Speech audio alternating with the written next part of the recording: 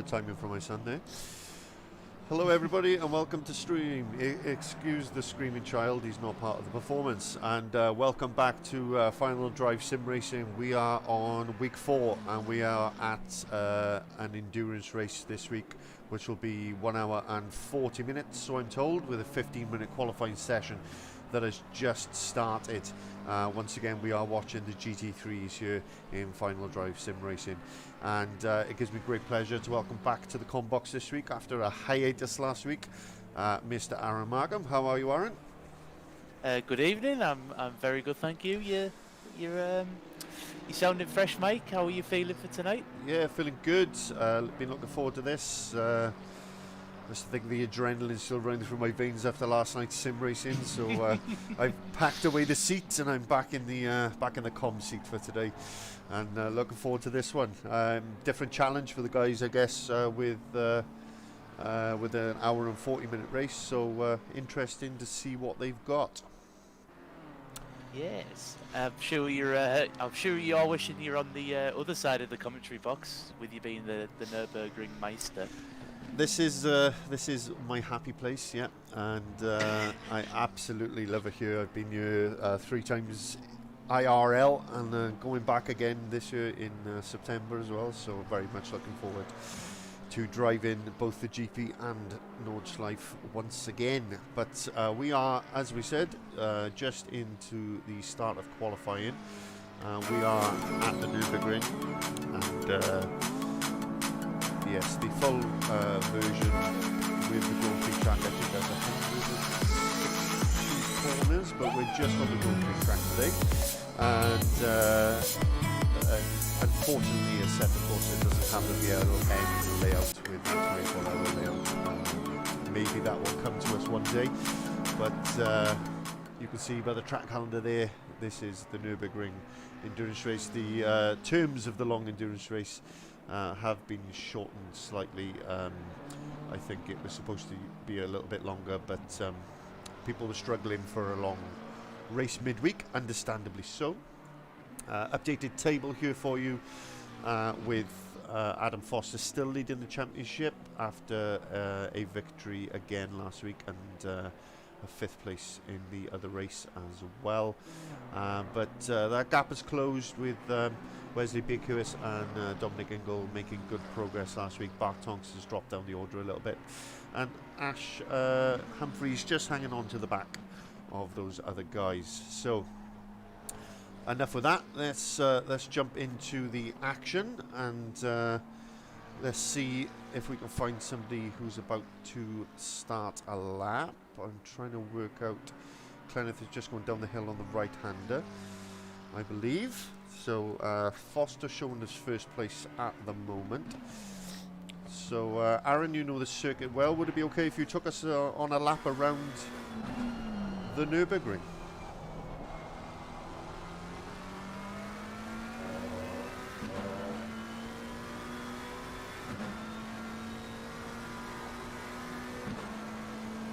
I've lost your audio. Sorry, Aaron, we've just lost Aaron, unfortunately. I can hear you now. Brilliant. I don't know what happened there. I think the stream just lost connection.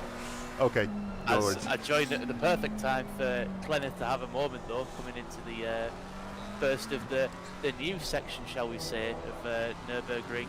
This was originally added in 2002, because it was just a right-left chicane. We come to the end of the first sector very shortly. A very tricky left to right-hander here. It's all about keeping the momentum down into the hairpin, which Clenneth seems to have done quite nicely. He's took the touring car line, hugging the right-hand side of the track as he ventures over to the left of this hairpin. You can see the lines on the ground there, which he's using as his braking zone.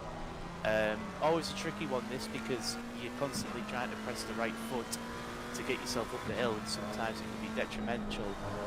Into the Schumacher S as he takes plenty of curb. Yep, nothing wrong there, perfect line. He's probably looking at this brake marker board, the 100 metre board, which he has done for his braking zone, but he has gone well wide there. Keeps his foot planted though, as he moves into the final stages of the lap. taking plenty of exit curve once again, trying to keep that top speed all the way up to the chicane.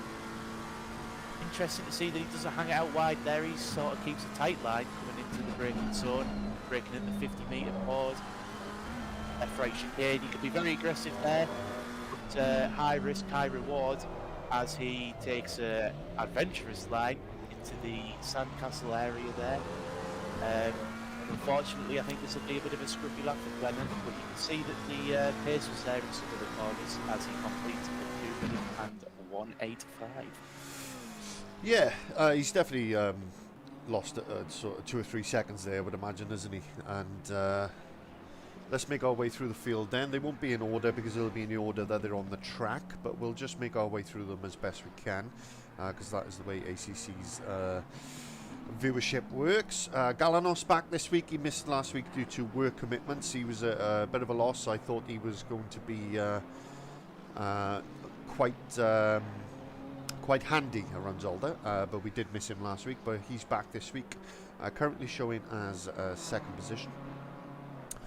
Then we got Mr. Prescott. Yeah, new to the game and new to the Merc, from what I understand. Making progress steadily week on week, so we'll keep an eye on him throughout the season. And these new drivers, as I said when I was talking with Dougie last week, it's not easy making the step up to this game because it's so intense compared to other. Compared to other software such as Race Room and such, because the realism is really there with you. Adam Foster, and just glad to say that we can celebrate the fact that we've finally got everyone's liveries on board, and we can see his fantastic Lightning liveried BMW. So yeah, he's currently showing as first again, and could be another dominant performance from him today. It's a track he likes, but who wouldn't like it? Ash Humphreys currently in 4th. I did load his livery, but it doesn't look like it's worked for some reason, because he's supposed to have the McLaren Gulf livery, but it is not loaded up, that one, for some reason, so I'll have to check on that, ready for next week. So apologies in advance to Ash for that. His brother and teammate Damien just behind him on track, and looks like following him round, probably short of a bit of practice due to his real life commitments, so probably trying to pick up as much as possible in this qualifying session.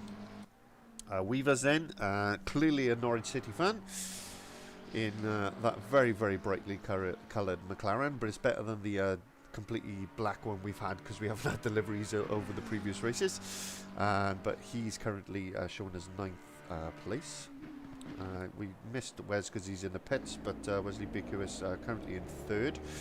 He's picked up a couple of wins already this season, so expecting good things from him this evening. Bartonk's currently showing as 6th. He's had a very quick driver, but he's had some scrappy races, I think it's fair to say, over the start of this season, so I'm sure he'll be hoping to settle into this endurance race and have a good showing. Then we got Stevens in the only Aston Martin. He's currently showing as 10th place, and he had some good moments last week, and as I said, he has a really bad one this week. I think that's the epitome of the commentator's curse. But he's running the number 3, which used to be my number in ACC, so best of luck to him on that one.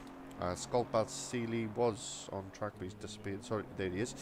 Sorry, they were all jumping around a little bit there. So he's currently in 5th. He's got a lot of pace. Perhaps not the outright pace of the front runners, but he's got himself up to 3rd there with a great 156 flat. That's not a bad lap time at all. And just to finish off then, we've got Clenneth, who's finally managed to get a competitive time in after that initial scruffy lap. He must have known we were on board with him, I think, Aaron, for that one. Yeah, I think he definitely did. Just the same as when he flicked over to the Aston Martin. I'm nothing if not one to curse via the commentator. That is a specialty of mine. Okay, so yes, pretty spread in terms of time so far, I would say. What's the key, do you think, to getting a really quick lap time around you, Aaron, do you think? I think it's probably a similar treatment to Imola as Kenneth runs wide there. I think it's a case of just making sure that you keep the momentum through the corners, because there's so many medium speed corners. I think as what I found I struggled with in the touring cars was in the braking zones like the hairpins. That's where I lost a lot of my time because I couldn't keep the momentum onto the straights, and I feel like it's probably going to be similar for these guys tonight. Yeah, I agree. It's a favourite of mine, as I've said, for obvious reasons. But I'm pretty handy around here in certain categories, not particularly in the GT3 on ACC. I do find them. I still enjoy driving the track, but I do find them quite difficult to master around here. Of course, touring cars being a completely different challenge, being front-wheel drive and front-engined, and a little mistake there from Mr. Foster. So that's a rare mistake from him. But yes, different challenge, of course, for us in touring cars compared to these, due to the driving style. I'm sure you'll agree is completely different. Yeah, it's a totally different kettle of fish, as they say. Especially just for the fact that these cars carry way more grip as well. It just gives you so much more confidence in the corners and on the brakes. Yes, definitely. So yeah, not any big movers. Just noticed Wes is down to 4th. So Scott has got himself up to 3rd. So that makes sense actually. Galnos with a 55.7. So that's a decent time from him, but still not very handy laps. Yes, but still not quick enough to beat this man. They've got 2 minutes left, so anybody who isn't out of the pits now, that's pretty much it. So we'll see. What's Foster's time to beat, Mike? Bear with, I'll have to go back to garage to see that, because my telemetry software is not working this evening. So those are the times there, so we'll just pop that up out of the way just so we can see. 55.5, yeah, I mean, as I said, very close between Galanos and Foster there at the top. Yeah, that is very, very close indeed. I think it's safe to say we kind of got 3 fields out there today, haven't we? We've got the front 2, and then we got 3rd down to 6th. I think that would be fair. Maybe 7th. Yeah. I mean, kind of, that's not a million miles away from Bart there. Bartong, sorry. And I will say that the McLaren, from what I'm told, speaking to the drivers before the race, is a good half a second a lap slower than the BMW around here.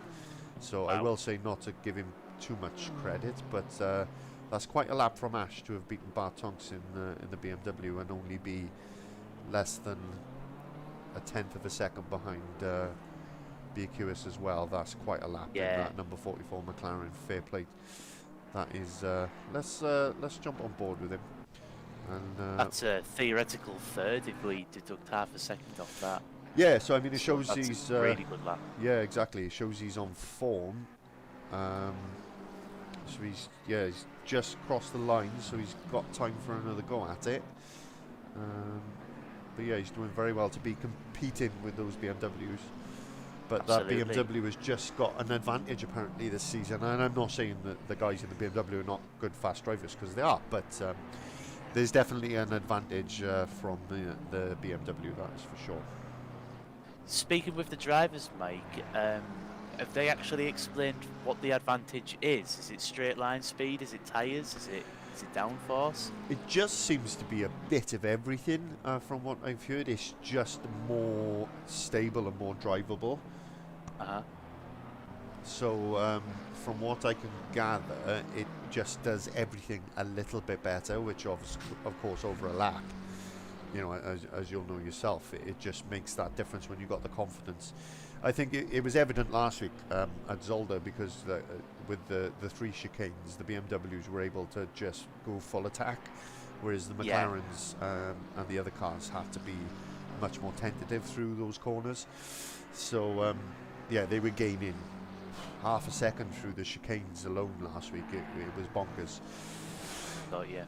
So yes, I've not driven the BMW myself, so I can't speak from experience, but I have driven the McLaren for 2 seasons on this game, and it's no slouch.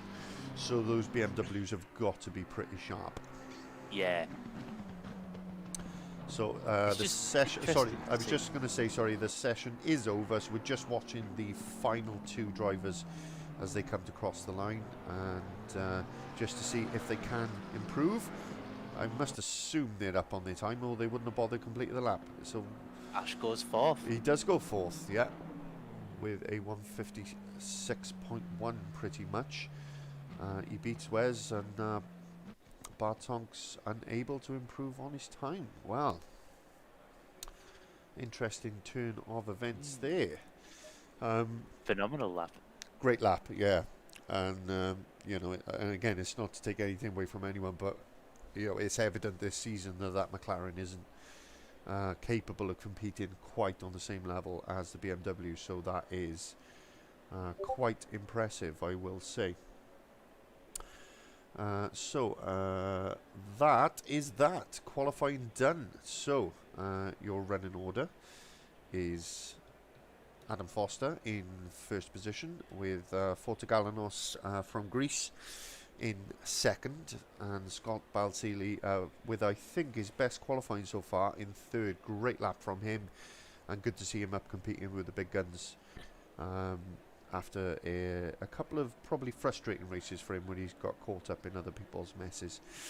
The guy we were just talking about there, Ash Humphreys, 4th position in the number 44 McLaren. Cracking effort in that car. Wesley Michael Bierkuis currently in 5th. The Dutchman was lightning quick over the first few races and has a couple of victories to his name. Currently 2nd in the championship, so plenty for him to go for. And we'll just pull that championship table up just so you can see it while we go through this. Bartonk's currently showing as 6. I think he'll be disappointed with that, because he's really been front row in the earlier races, and his fellow countryman Clenneth Bower currently in 7th.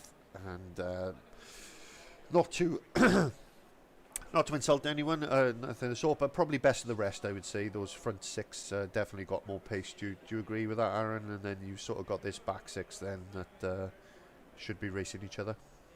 Yeah, I think we'll probably see a repeat of the groups we saw at Imola, really, with it being an endurance event, and qualifying times are definitely showing that tonight. Absolutely. And what we saw more than anything, as we just confirmed, 8th for Damien Humphreys, 9th for Weavers in that very bright Norwich City McLaren.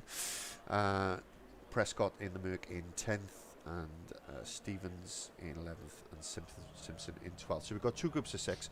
But what we saw, didn't we, was the impact that the pit stops had when it came to the outcome. Yeah. Sorry, I was trying to think of my words. In the last endurance race at Imola, the pit stops really made a difference, because cars were able.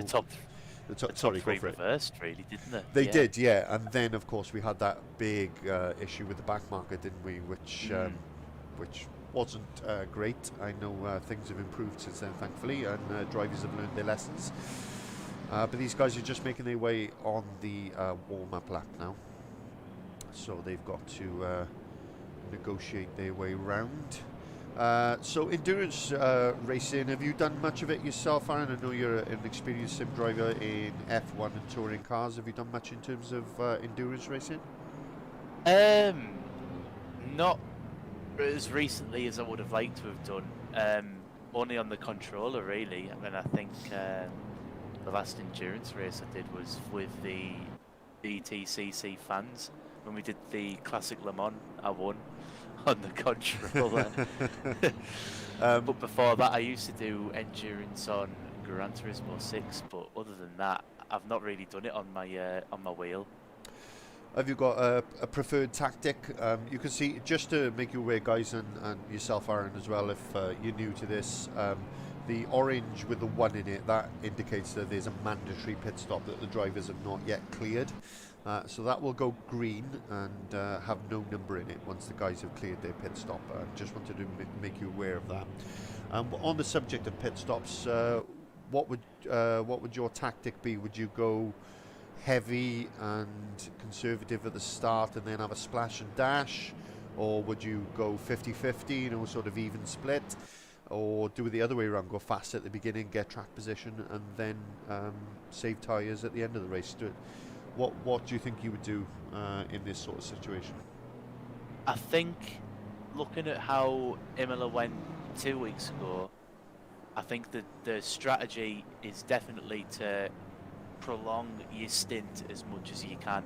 Not too much to the point where the tyres die, but enough to see you go past your opponent. So maybe 65% race distance would be perfect. Obviously, there's a lot of managing that goes into that. Do you fill heavy and drive aggressive? Do you conserve and try and get yourself to that point? I just think that extending the stint's definitely the way to go, but how to do it, I wouldn't necessarily know which way is best.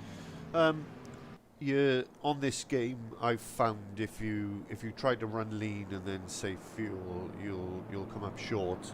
It's hard without really going into a fuel-saving map where you lose loads of power. You're better off filling the car with extra fuel. I mean, we're talking about endurance being, you know, an hour and a half as you know, amateur and semi-pro sort of sim race level, but this game, I mean, if you were doing a proper 12-hour race or a 24-hour race, then you may well be able to do that sort of fuel saving thing. But I think in this length of race, you're better off just going for it. Yeah. And just being as quick as you can for as long as you can. But here we go, it is about to kick off. I'm going to switch up to the helicam because I love this for the race start. We get a good view of everything. I'm going to jump back to second place just to try and get as many cars as possible in. And here we go, it's green light, it's foot flat to the floor, and away they go. It's a drive-through penalty, I noticed, for Damien Humphries at the back there, so he must have been out of position at the start. Kenneth going up the outside there of BQS, and they've all got a little tap there, a little tap between the two BMWs, Galanos and Balsili.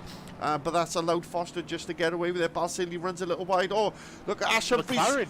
He's going. Is he going to get up the inside again? Oh, it's close. It's great racing, but he's not giving it up. He's going to have the outside line for this next corner. And oh, he just runs wide there, but that won't punish him too badly. He can just tuck back in. But great racing on the opening lap there. No contact, just great racing from those front few. Scott Balsini, the big loser there, trying to battle for second and ending up down in fourth. So that's bad news for him. And like I said, Damien Humphries' bad luck continues as he gets a drive through on that opening lap. He will not be happy with that. But it's a long old race, and if he gets that served and then keeps himself consistent, he might well still be able to fight back for some points. So just go to Adam Foster at the front. He's already got a 2-second lead due to the battling going on behind him. That's giving him that little bit of breathing space. Galanos in second. Ash Humphries still in third position, but he's got a very fast Scott Balsili behind him in that 585 BMW. You've got Clenathan in the interestingly liveried Fanatec branded. Oh, was that Scott going off? Big damage. big damage. Oh, yeah, that's bad news. And, Just seemed to dart right coming onto the main straight before the chicane. I don't know what happened there. yeah, I think he's either touched a curb or something, but he doesn't look in a particular rush to get back to the pits, does he? So I think he's done.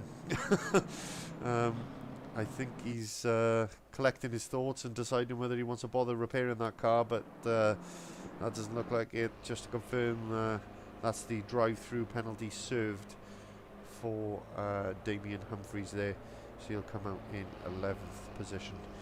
And a bit of work to do now to get back onto the end of that crocodile.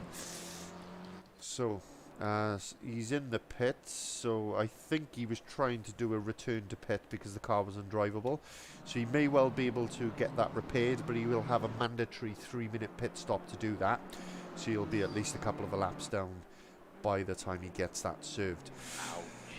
So we are on lap 2. We've done 1 lap and we've had plenty of action already, but just to confirm then, Adam Foster is in first place and he's 2 seconds ahead of Foto Galanos, who is 2 seconds ahead of Ash Humphries in the McLaren.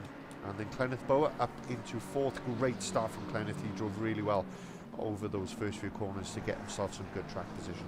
The Scott's accident has obviously helped him move up a few positions as well. Wesley Michael Big Hewis is currently in 5th position. I'm expecting him to make progress as the race goes on. He was very much an attacking force in that last endurance race in Imola, wasn't he, Aaron? I think he drove really well, particularly in the second phase of the race. Yeah, you're not wrong there, Mike. And I think it won't be too long before we sadly see Clenneth demoted back down to 5th place because, well, Wesley seems to certainly have the grip between his teeth for this one. Yeah, I think his hope has got to be really to, if Clenneth can keep with Ash, who I'm sure he'll admit himself is a quicker driver, in the same equipment, he'll stand a chance, but he's got to stay in Ash Humphries' slipstream really to make that work. But if he doesn't, yeah, I think he's going to be a sitting duck because that BMW is not slow. Stevens currently up into 6.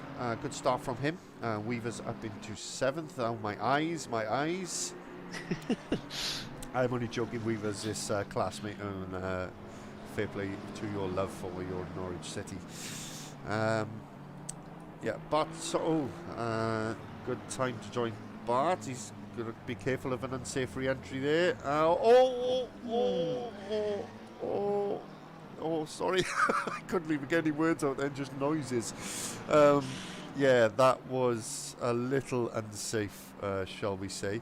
But a very messy start from Bart Tongsten. And, well, we said in the pre-show, didn't we?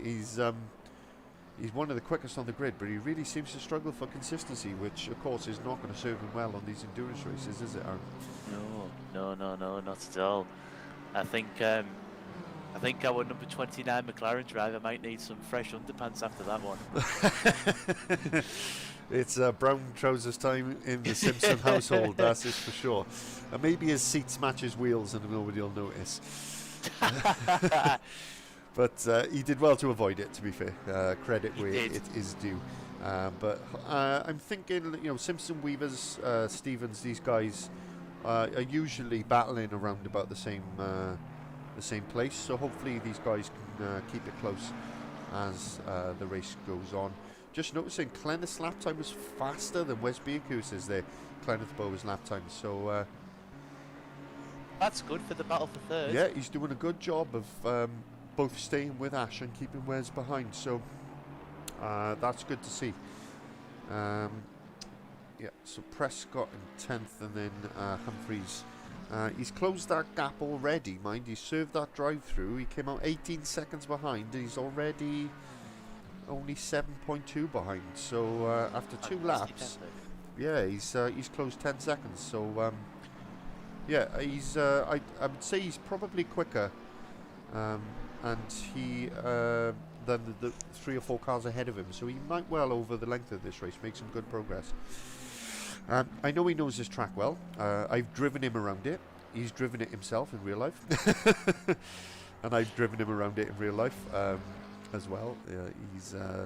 So he's got plenty of experience around this place, so it'll be interesting to see how he can get on. No excuses.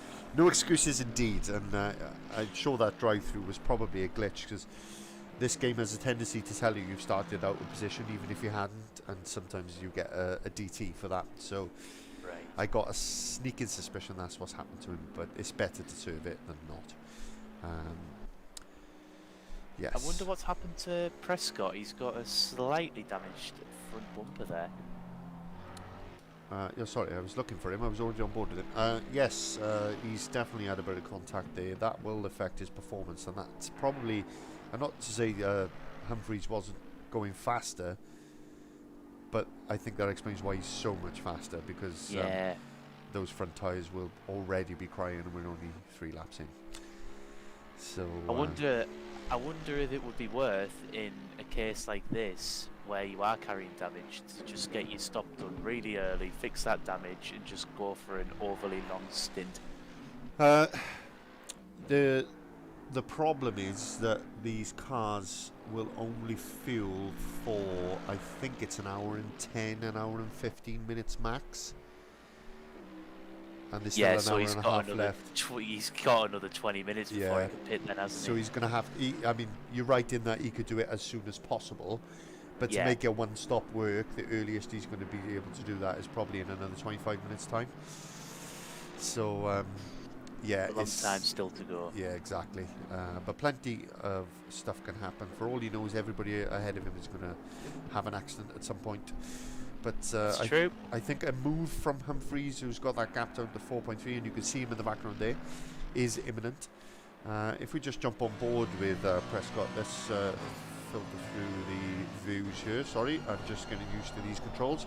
Yeah, you can see the understeer, can't you? He's really struggling for grip there.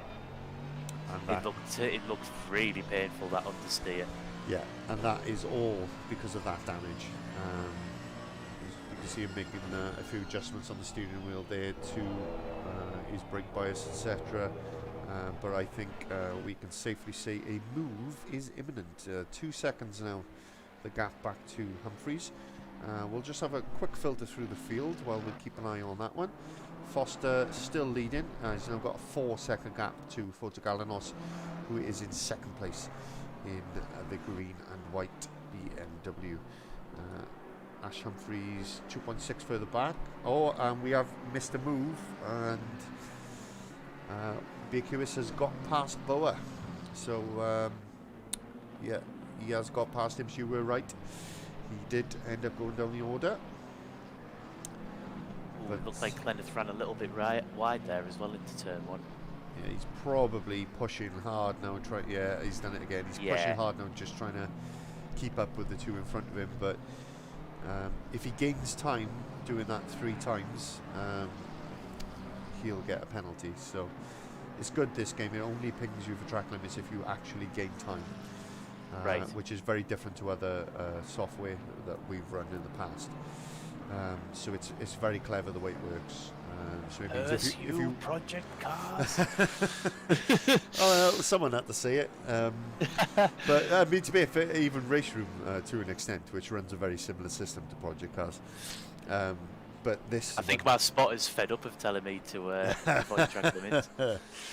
Yeah, but this one definitely the best system in that unless you physically gain time, you don't get pinged. So that is good. We've missed another move now. Well, we're not having a good day, guys. Sorry, I'm trying to make sure that we give plenty of coverage, and we've missed 2 moves now, so all bad. But Prescott, unfortunately, is now down to 10th. Humphries has managed to make his way up into 9th, and good recovery after that drive-through penalty on the first lap. He's got 20 seconds now to Bart Tonks ahead of him. And Simpson has dropped right down the order, Mike. He's gone all the way back down to 11th now. Yes, he must have had an off, I think. Tonks getting pretty close to Weavers here. So just keep an eye on these guys. He's pretty quick. Ooh, Bar we Tonks, could as see a you move said. here into turn 1. Yeah. He's, as we said, just struggling for that bit of consistency. Definitely got the speed, so he's just popping up the inside now. As you say, will it be a late break move into turn 1? I think it will. Yep, brilliant move, textbook. Now he just needs to make sure that the Norwich City fan card doesn't get a speedy exit on him, which he hasn't. He's got that move nailed on there. And that's kept it Tonks nice and up simple, to forced his opponent wide, and yeah, as you say, textbook. That's the thing. It's so important to get that switchback shut off in that sort of series of corners. Otherwise, you just find yourself going back and forth for 3-4 corners. Yeah, So much time. Oh! As Tonks does his best Fast and Furious impression. Well held. I wonder if he knows how they live in Tokyo. What a drift! Fair play, my friend. He's just showboating. He knows we're watching him. Yeah, he doesn't even want to win. He just wants to have fun. Smiles per miles. That's what he's playing. Absolutely brilliant. Great. Jokes aside, though, great save. That could have easily been in the wall, but great save. That was a good one. Fair play. So Weaver's just dropping back, understandably so now, with Bart being quite a bit quicker in that BMW. So will he get up onto the back of Stevens in the next few laps is the next question. He's kept himself clean and consistent, having a much better race this week than he's had in previous races. Doing well so far in that Aston Martin, I think, Aaron, isn't he? Yeah. Solo Aston Martin runner for this season. Certainly a beast of a car in any other game I've driven, so fair play for that choice. But, you know, if you want to finish first you have to finish, and I think Stevens certainly lives up to that. He's Mr. Consistent at this stage in the race. He's kept his nose clean, and it's got him up into 6th place. I'd be quite content with that. Yeah, I mean, it's a long old race. There's still an hour and 25 minutes to go, so there's no point in going gung ho and then making loads of mistakes, which I think is, to be fair, probably what people like Tonks and that have been. We nearly jinxed him though there. he lost that rear end. Yeah, it doesn't matter who I talk about. We just need to show up, don't we? We just need to not say anything. I'll keep an eye on that gap for me, and I'm just going up because these two are getting pretty close together. So we may well see a move imminently from the BMW. BQS started in 5th, I believe, wasn't it? And yes, because Ash beat him up into 3rd. But he's definitely got more race pace by the look of it, and I think that'll be looking handy as we go into the right-hander here. Not a lot of places you can really make an overtake stick around you. It's pretty much turn 1 being sort of the main overtaking place, would you say, Aaron? Yeah, I mean, with this combination, the chicane's not really an overtaking opportunity because it's not as heavy as a braking zone. So it kind of reduces 2 zones just down to turn 1, like you say. Yeah, I think. Sorry, go on. Oh, no, go on, Mike. It's fine. I was just going to say, yeah, this doesn't have the F1 chicane configuration, unfortunately. Yeah, I think that's. I was going to say, I think even with that though, in these type of cars, that move's a bit suicidal. It's not exactly a done deal without breaking someone into the chicane. They can't. Yeah. These cars don't slow down the same way F1 cars do they? So no, I think turn 1's always the only opportunity. Yeah, absolutely. So yeah, he's still, what is he, 0.7 of a second behind, so he's managed to catch him up pretty quickly, but he's not managing to overtake him at the moment. We'll just pop back on with Stevens and Tonks. He's got that gap down now 0.2 less than a second. Keeping an eye on that Humphreys BQS battle all the while. Yeah, brave choice that Aston Martin in this game. Very brave. Mind you, people say the same about me in the Honda FK8 in the Touring Car League, so... I disagree with that. I don't mind the Honda. I think it's fine. I think it's a nice little car. I tell you what, though, I think we could see a move, Mike. Yeah, it looks like that move is on, and he's just going down around into the outside. left-hander. That's a brave place to do an overtake, but Wow. he makes it stick just before the left-right, and they go down the hill. But he'll have the momentum now just to get himself well out in front. Great driving there from Bartonks, who's made up 2 positions now with 2 really good overtakes. And we've caught some overtakes on stream. Woohoo! Always good, always good. So what was the other battle we were looking at? Sorry, go ahead, Nick.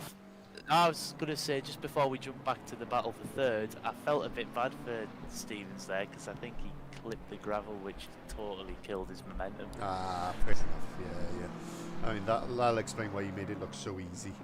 Yeah. But, no question. It was just on that second, I couldn't tell if it was the second part of the Schumacher S's or if it was actually the exit curb, but I definitely saw dust kick up. Ah, fair enough, no problem. Back for the battle for third though, and it seems to be holding itself. It does, it's going pretty well. I think Ash is showing some really good pace, to be fair, and to keep that McLaren in third for so long like he has, I mean, kudos. Yeah, hats off, because Wesley's definitely in a quicker car. There's no denying that, is there? No, but we saw the same from Ash in previous races. So he just keeps it clean, really, and he's there or thereabouts.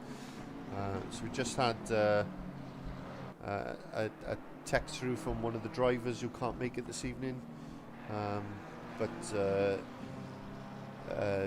as we were talking about the difference between the 2 cars, so I've had a message off Dominic Engel, who is unfortunately missing this evening, to say the BMW has very good traction, excellent turning, and stable at high speed and over curbs.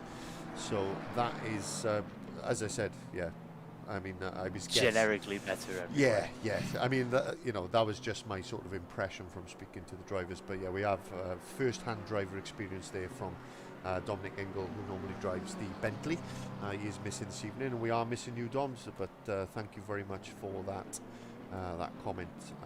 That does help give us a bit of insight into what the drivers are experiencing out on track, particularly in the different types of cars. Absolutely. So yes, he's still there, but he's just has he got? He seems to creep up in the slow speed and then loses touch a little bit in the high speed. Oh, mistake! As Ash has made a mistake. Yep. Yeah, and he's does the sensible thing and just lets him go rather than cause an accident. So that's a shame, that, because Ash was keeping that gap to Galanos quite consistent. It was within the 3-second margin. So I think he'll be a little bit gutted with that one, but yeah, ultimately that felt more of a case of when, not if, Wes was going to get past there. Yeah, absolutely. I think the big issue with that McLaren is it does do that. If you just step out of line that little bit, it bites your head off, and that's exactly what happened to Ash there. It just has that tendency just to snap on you, and I think he just dipped the wheel onto the AstroTurf as you come out with that left-right, yeah. And that was just enough to send the back end slide in, just that little tinsy-wincy bit. But we were denied a good overtaking opportunity there, I think. Yeah.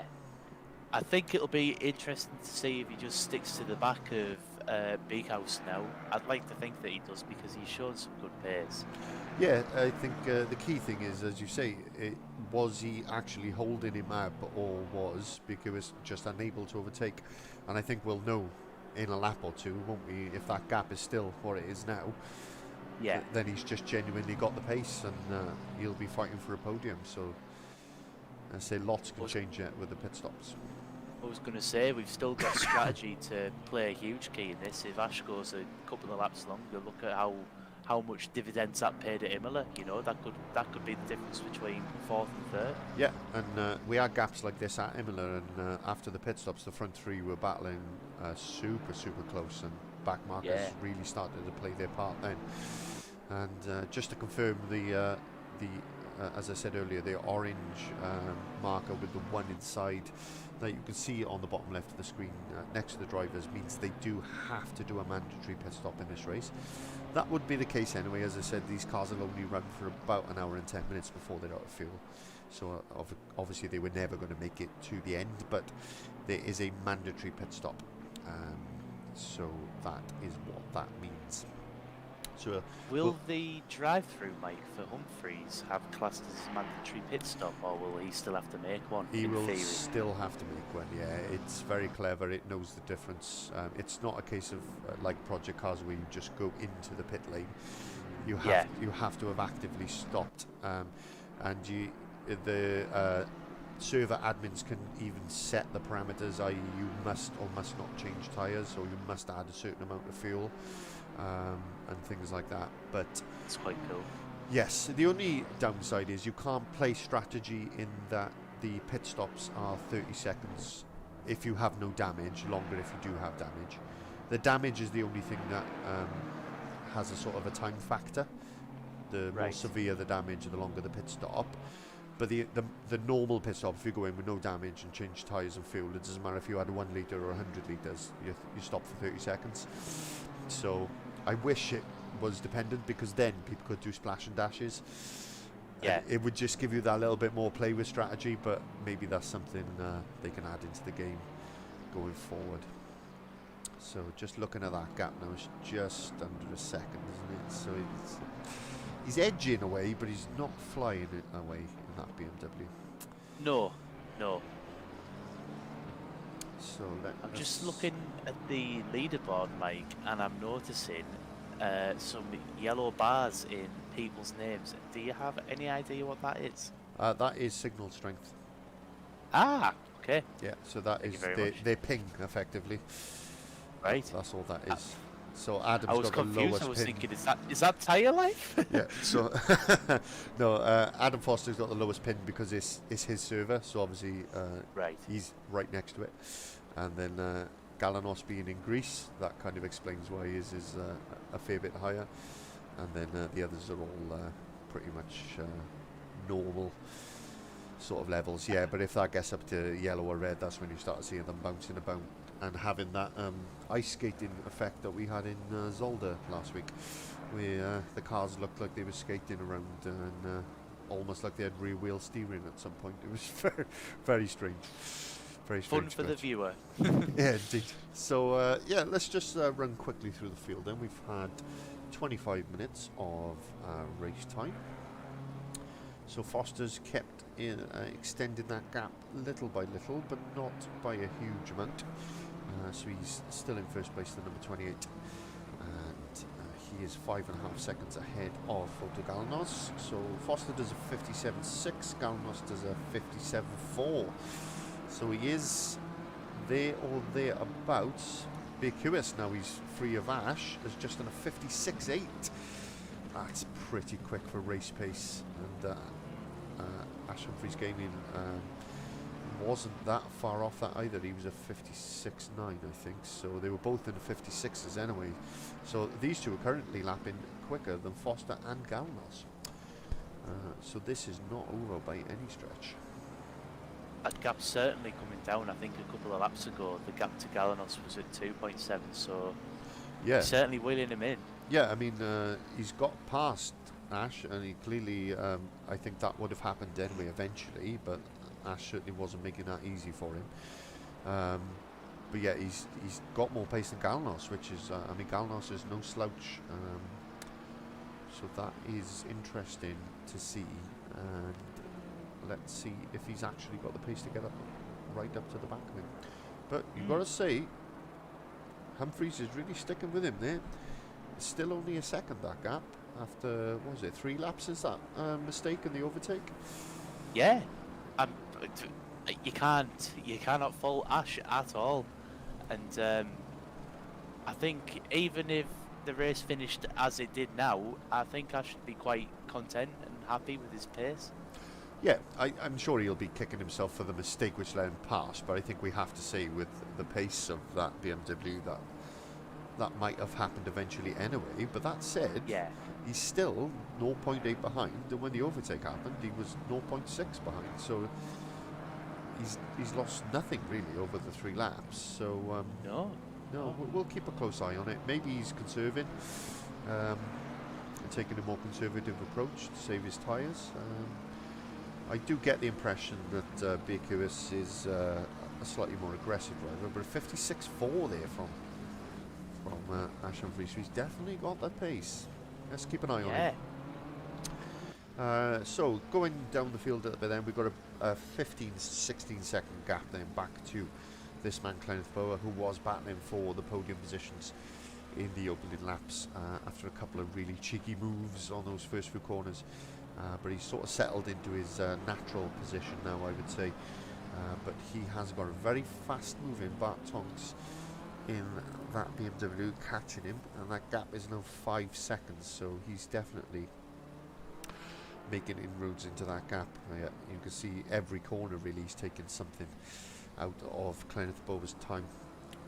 Stevens then still doing a decent job, consistent, and he is in 7th position. Next up then we've got Weavers in the Norwich Mobile, as it shall now be referred to as. Up the Canaries, and yeah, he's having a much more consistent race as well, actually. It's good to see all these guys still on the lead lap, and no big mistakes. We have lost 2 drivers where they have made mistakes, but previous races we've seen Prescott and Weavers and Stevens having a bit of trouble with consistency, but so far they definitely appear to be more on the ball, and perhaps it's a circuit thing, or perhaps they've been putting the practice in, maybe, I don't know, but kudos to them either way. So Damien Humphries still in 9th and still trying to eat away at that gap after that drive-through penalty, but hopefully in the next sort of 20 minutes or so we'll be able to see him making inroads into that 7.5 seconds and make up a couple of positions. When you think about it, with an hour and 10 to go, you know, he's only got 12 seconds really up to 7th place, which after a drive-through penalty is not too shabby, I don't think, is it? No, not at all. I mean, the gap from Humphries to Weavers is probably similar. The gap for, I think, 2nd, 3rd and 4th up to Foster, so certainly can't rule Humphries out. And I mean, a good pit stop is all he needs for jumping Weavers, potentially even then going on to challenge Stevens in the Aston Martin. We can't rule that one out either, if he just keeps his pace going. Yeah, I mean, yeah, that's well. He's just on a 59, and so he's doing a 58.4, so he's about a second quicker than the 2 cars ahead of him per lap. Yeah, so I think after pit stops it'd be interesting to see how much these guys have closed up. Interestingly, these back 4 now, Stevens, Weavers, Humphries and Prescott, are only a minute ahead of the leader. And it's a 2-minute lap, so half an hour in, half a lap behind. So yeah, we're definitely going to see some blue flags in the next sort of 20 minutes or so, I would say. And it depends when people stop as well. If you stop early, you're going to get blue flag quicker. So yeah, that'll play into things and close the pack up. Oh, that gap has come down. Ooh, just noticed that's that really one. close. Let's jump on board with him. Take a driver's view of the situation. You can see the back of that very, very brightly coloured BMW. Move into the first corner, what do you think? No, too risky. Galanos has gone defensive though, that's going to compromise his line. Yeah, the switchback is on, if he can get it. He's got the inside for the next corner though, clever driving there from Galanos. Galanos has to go defensive again, Mike. This could lead him vulnerable. I don't think it will though. just No, that's very good driving, good positioning of his car there. yeah, he's doing well. Fair play. That is some good stuff. All the while, Adam Foster is clapping as his gap probably extends due to these guys battling though. So Yeah, need to be careful not to lose too much time.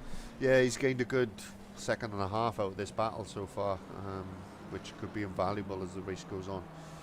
Absolutely. So just keeping an eye on this one while just looking through the field to see if there's any short gaps. Looks like Ash has jumped off the lead a little bit, sadly. Yeah, I think he was probably, I would imagine, pushing really hard just to stay with them, and has probably thought better of it. Hang on, let's save tyres, let's save fuel. And no, that's fair. sorry, excuse me. And that'll give him hopefully a bit more impetus towards the end of the race. But it could just be that he can't physically keep up without absolutely ruining his tyres. Yeah, it could be that, but yeah, I guess we'll find out as the race goes on. So interesting to see these guys are doing sort of 56, late 56s, 57 flats, when you know, the guys from 7th down are doing sort of 58s, 59s. So there's a big difference in pace between these guys. I think we might see a lunge into turn one now, because Big House had a much better exit there off the final corner. Same again. He's just placed his car in the right place. Good defensive It's almost driving. as if that. It's almost as if that BMW is reluctant to get the drive for the switchback there, or do we think Big House is maybe holding back? Possibly. Maybe he just doesn't feel it's safe or clean to do it, and he wants to make sure he can get it done cleanly, I guess, maybe. True. I know that it'll be a really hard traction zone to get at such a tight cutback, but it just seemed as if he was a bit reluctant to try it there. Yes. It could be a confidence thing. Maybe he's just not confident enough to slam his foot on the accelerator at that point. But these two holding each other up now, because even Ash Humphries has taken a second out of these guys again. Yeah, they want to be careful here, because it might be worth just holding counsel a little bit and trying to claw back some time, because I think even without these two battling, they're faster than Foster.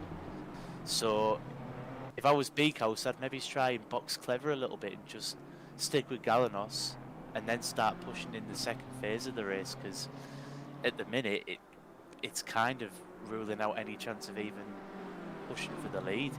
It's just settling for second if these two continue to battle. Yeah, I mean, 8 seconds is not a lot in GT racing if you have a pace advantage, but I don't think these guys are going to have enough of a pace advantage to close that gap. Let's have a look then. So Foster's doing 56.6s on his own. These two battling, where they were doing 56s, are now doing 57.9s. You know, 57.7 and a 57.9, so they are costing themselves a second a lap. Yeah. Without question, just by battling each other. Yeah, so I think you're right then. I think our good friend Andrew Pauly would say they need to help each other and work together to get through to the front. Absolutely, that's 100% what they need to do. But it's hard. It's hard to do when you're in the heat of the moment, isn't it? Yeah, that's very true. You sense an opportunity and you go for it. I just wonder what their lap times will be now they're not necessarily battling too hard in the minute. Yeah, it's hard to say. Oh, he's got a better exit than Galanos out that corner. Yep. Let's see if he's got the stones to make a move into the hairpin. It would have been a brave and outrageous move if he pulled that one off. It would have. But he's pretty much got no choice but to follow him now up through the Schumacher S's, and basically until he gets down to turn 1 again. Now he's just, mistake. That will cost him dirty tyres. It'll cost him momentum, and it'll probably cost him about a second in time cleaning those tyres back up as well. So not good. Yeah, he could have done without that. Good news for Ash, though. Brings him a little bit closer to the battle. Yeah, you can just see him in the background. There he is. He's keeping himself interested in this battle. Probably secretly whispering to himself under his helmet, thinking if these two make contact, maybe I'll just pick up a position or two. But yeah, a 56.3 from Foster. He's banging in those lap times out in front. And these guys just nowhere near it. 58.58. They're way off of pace. Even Ash is in 56.6s, so these two really are holding each other up and forcing mistakes from each other as well. I know. I think whilst I'm under air, one to watch out for, Mike, it might be the battle for fifth. It looks like Tonks and Kenneth are getting closer together. They have closed up, yeah, so he's a couple of seconds back, is he?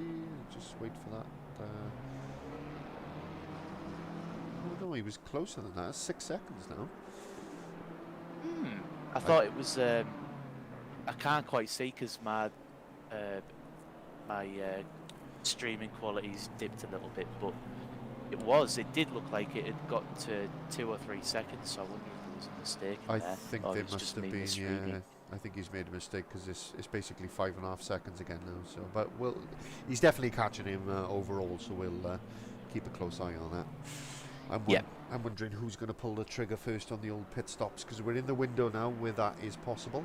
I don't think they have a designated pit window, which is something you can do on this, where you can say you can only stop for this period of time, which I don't think is active. I think they can stop whenever they want, but we're in the window now where the cars could get to the end if they stopped. So very surprised to see Prescott still out there. I thought he might have pitted around about now, actually. He's already pitted, so I wonder, but I think he had damage because he dropped right to the back, didn't he? So I'm wondering whether he pitted to repair the damage. He's still got the orange one though, so I think he might still have to pit. Oh yeah, true. He was definitely in the pits. Whether he... Oh no, he's still got the damage. Maybe I'm thinking of someone else. I'm thinking of that... Are you thinking of the drive-through for Humphreys? No, I'm thinking of the McLaren who's rage quit, for want of a better phrase. Right, okay. I can't remember his name, because Balsillie had that big accident, did he? And then one of the McLarens dropped to the back, and can't remember who it was now. But I think they've quit. I think I was thinking of them. So, but yeah, you're right. Yeah, maybe just that thought hasn't occurred to him, but I mean, he's 45 seconds off the back of 9th place. And Foster's not far behind now. No, but as I say that, Weavers has caught Stevens and Humphreys has caught Weavers, so we've got 3 cars within 3 seconds here, so we might have a bit of a battle on our hands coming up. Just keeping an eye on Galanos and Beerkhouse, in behind them.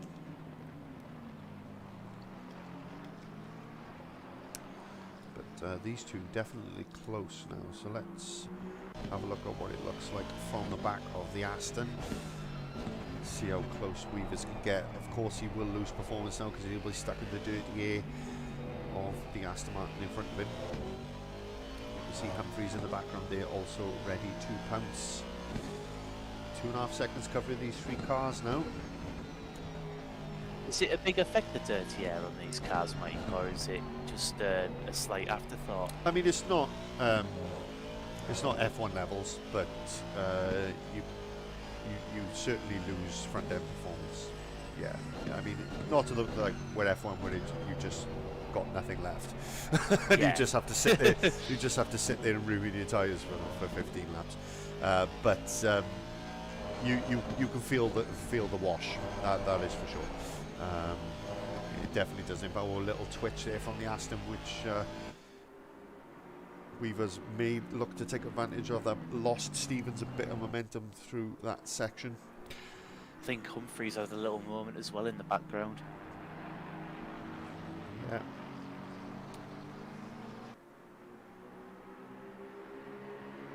Certainly inviting Weavers along though for the ride.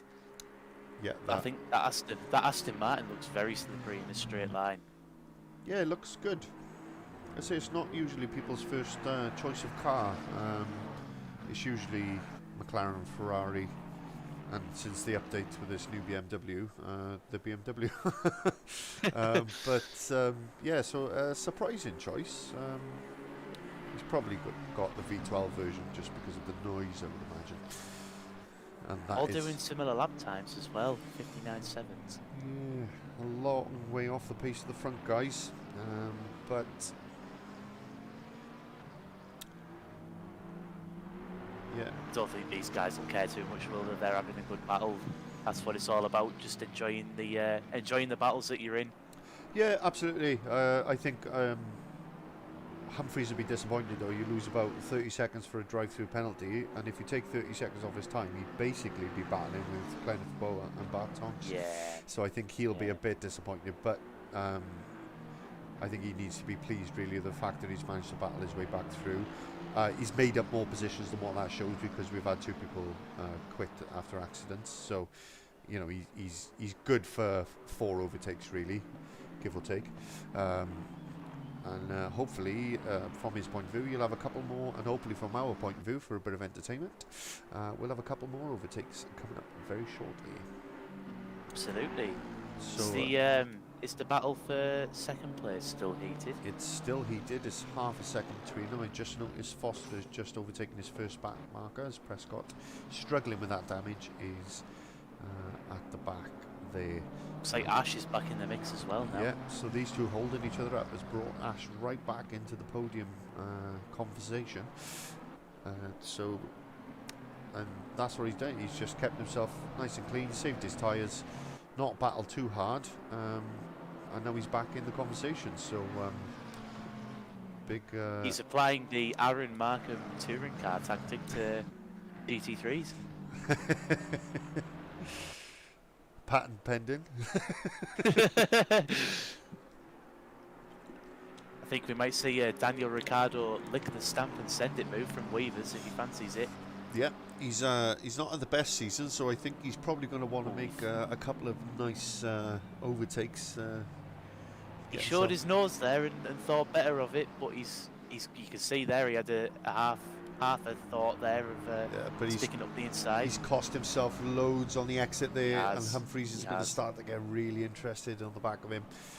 He's battling so hard that he's wide from Stevens as well. I think these 3 guys, sorry to butt in, Mike, are just going to hold each. Well, maybe he's like, I don't know how to say this, trip over each other, you know, as you sort of panic about losing the place. Yeah.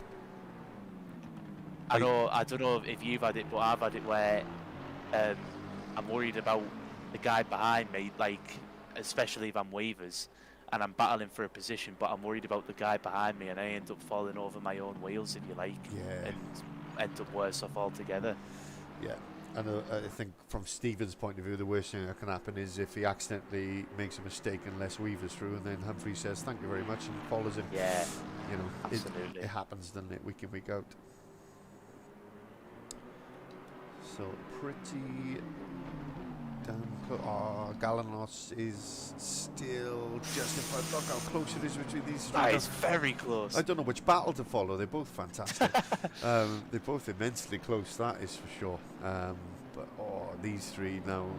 I wonder whether Galanos is struggling for pace and holding these 2 up, and that's why they've lost so much time, because Biakiris had so much pace, didn't he? And, you know, 20 minutes ago he was absolutely flying, and now he's really struggling. But like I said, the dirty air will be affecting them, and that McLaren more than any, because it's got 2 cars in front of it. So you can see that gap to Foster now is just huge as well. That's going to be really hard to recover unless there's some serious pace left in that BMW. Yes, I think he's pulling a Leonardo DiCaprio face under the helmet in that BMW number 28 right now.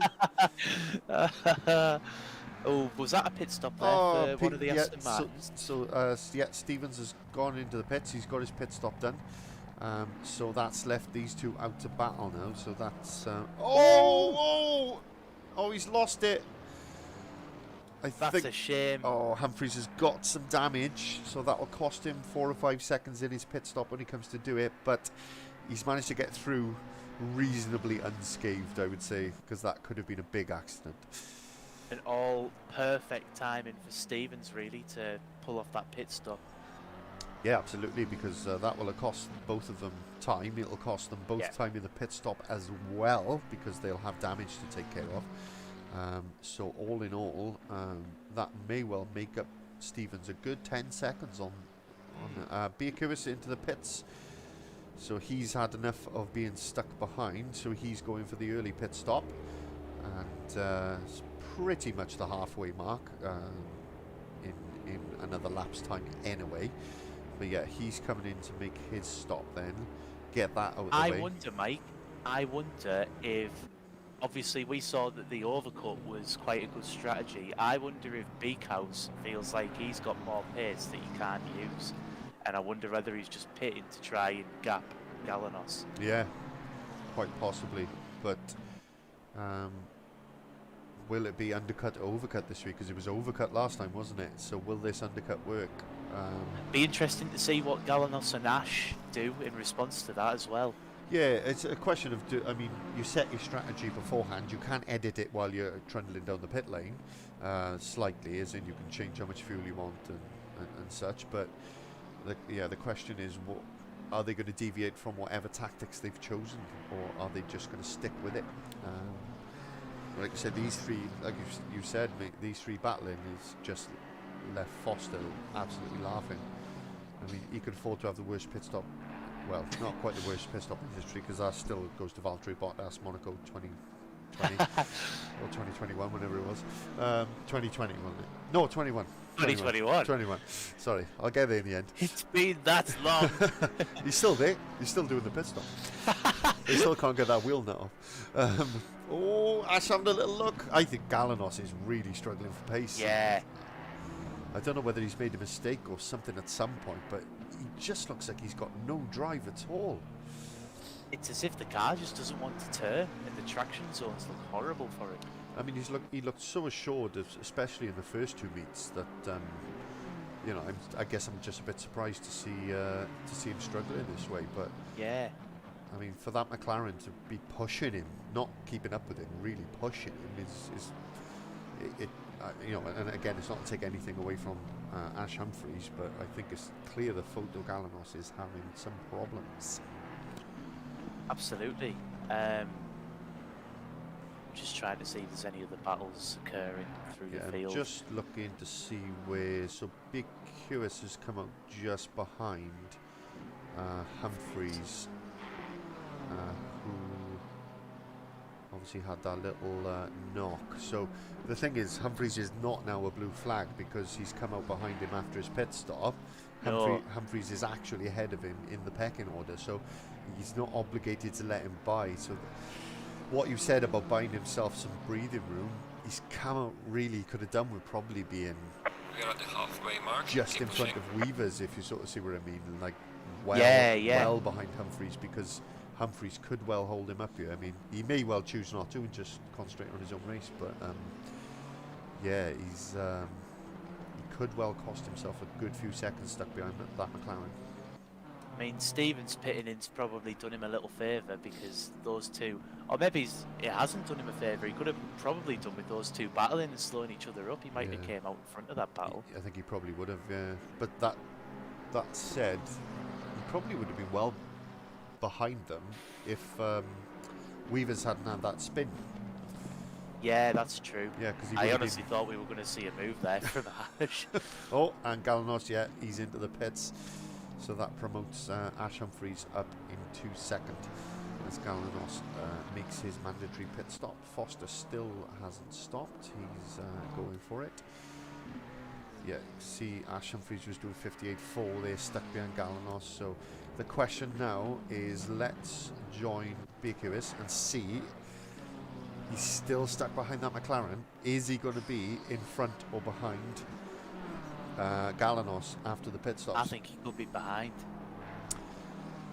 I don't know, because he was doing 58.5s Galanos, wasn't he, as evidenced by Ash Humphries' last lap time, where he was stuck behind.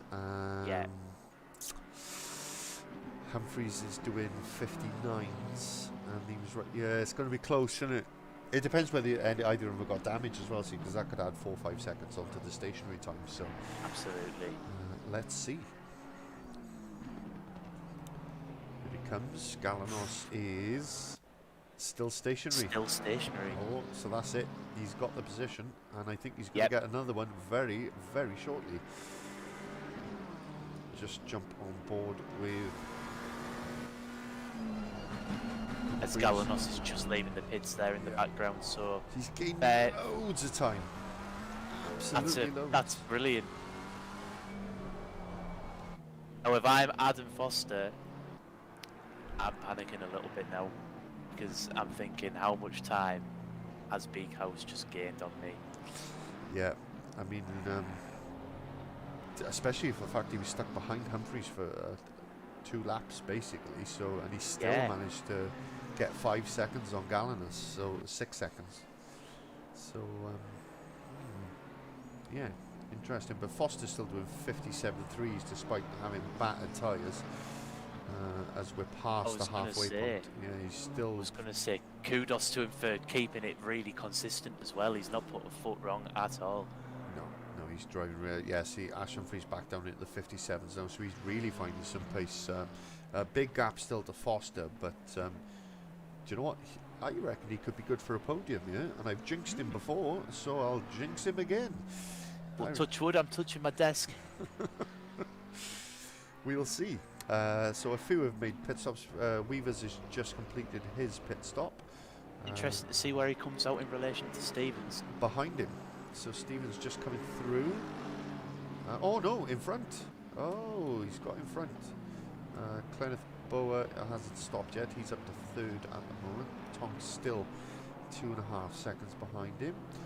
Kenneth's doing a very good job today, managing to keep his driving very consistent. So these guys are only 30 seconds ahead of Icarus and Galanos, so they will drop well behind them after their pit stop, because there's about 60 seconds in total for a stop around here. But yes. So we still have Humphries to pit. It was in the battle with Stevens and Weaver. Yeah. Interesting to see where he'll come out. And the same for his brother and teammate Ash Humphries. So we've got the 2 Humphries boys. And let's see where they come out after their pit stops. How long are they going to go? If they've fueled for the maximum and then to be light at the end with better tyres, they could go as long as an hour and 10, which would give them another 15 minutes before they stop. Yeah, nice little half an hour stint. Oh, well, there we go. There's our answer. Ash into the pits. Foster also in the pits, and so a messed up pit stop could be the worst thing that happens here, because that could cost you a lot of time. So let's see. Ash still trending down the pit lane, so I think if Kenneth doesn't stop now, he'll be temporary leader. Yes. He is into the pits. Oh god, I'm losing track. Everybody's flying all over the place here. Tonks stays out, so he'll be the temporary leader of this race. So where is BQS? Here he is. So let's have a look. Let's see if he can. I think this will be a lot closer than we maybe anticipated, Mike. Yeah, so Foster's still stationary, and so you can see the gap on the left-hand side just coming down and down and down because he's stationary, and Wesley Michael BQS is eating it. Foster is out of the pits. Well, I mean, considering that gap was at the 10-second mark, I think it's stayed relatively similar, hasn't it? Yeah, it's not too bad, considering how much they were holding each other up. I think a couple of fast out. Big House has jumped Ash. Oh, I know he was already in front of him anyway, yeah, but he was, the gap's a bit larger than what it was. So the gap's pretty much, he's lost about a second there, hasn't he, Ash? But BQS was banging in 56s, so. But yeah, Galanos, he's lost out big time, isn't he? 4.6 seconds off Ash. That's a fair way back. Yeah, that's a big gap. And Kenneth Boa just completes his pit stop, and he's out in 7th. So the question is now, Will he be ahead, or will it be the current leader, Bart Tonks? So when is he going to stop? Because he was battling, he was about 2.5 seconds behind Clenneth Boa, and will he come out in front after the pit stop? So Clenneth will have obviously fresher tyres now, but a heavier car with more fuel on. Bart will have a lighter car, but short tyres. So what's going to win out? Good tyres or light car? Oh, interesting line there from Stevens. Taking the grass cutter route there as Bart pits out of the lead. So that's him into the pits. Which leaves, I believe, Prescott and the other car of... Yeah, the other Humphreys, hasn't pitted yet. I was about to say that. Yeah. Yeah, so these interesting weavers has come out just behind Stevens, despite the fact that he had that spin. So Stevens hasn't really made a lot of time from pitting first, has he? No, not at all. We just need to keep an eye on Dan now, see where he feeds out into the loop. Well, Humphreys is making his stop as well. So just keep an eye on when Bart gets going. You can see the gap to Clenneth coming down and down. Here's Clenneth coming around the final corner onto the pit straight. Bart is still showing as pit, but I don't think he's stationary. Is he moving? Oh, it's going to be closed. Oh, he's just come out the pit exit. But Clenneth's at full speed going into that first corner, so there's not going to be much of a gap. Oh, he's jumped him. Ooh! He's jumped him. So Bart Tonks gets himself up into 5th place with a cracking couple of laps. Well done. Yeah, good little jump there for him. So Humphreys now is, I would say, in pole position to stay in 7th, which a decent recovery really from 12th up to 7th after that drive-through penalty. I don't think Stevens is quite going to have the pace now. He's way behind now. Prescott's holding them up a little bit. Yeah, and he's well within his rights to do so. He won't be getting blue flags for that because he is not being lapped. He is just out of position as he has not yet done his pit stop. It looks like he's letting them go by anyway. Fair play. Yeah, he knows with that damage he just hasn't got the pace, has he? So Foster just, what is he, 15 seconds away from starting to lap these guys. So how long did you say the fuel can go for, Mike? The maximum fuel stint? It's about 1 hour and 10, I think it is. So Prescott, in theory, has about 10 minutes of fuel left. Yeah, I mean it's different car to car, but yeah, I would say so. Yeah, and it depends if he's on a different map, like a fuel saving. I can't talk. A fuel saving map or something, or something similar. But yes, pretty much. He should be pitting any time now. Yeah, you'd like to think so, wouldn't you? We don't want him to stop on track. Certainly not stopping the gravel as he was showing there as we flicked onto it.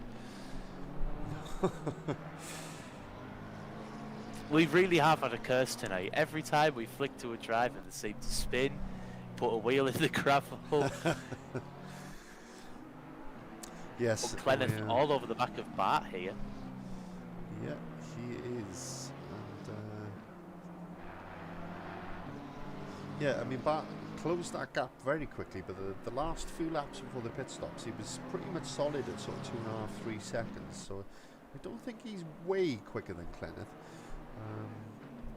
But Clenneth's tyres will be a little bit more bedded in because he stopped the lap before, so might take Bart a little bit of time to get his tyre pressures up to scratch, etc. We've had 30 laps so far. We're on lap 31.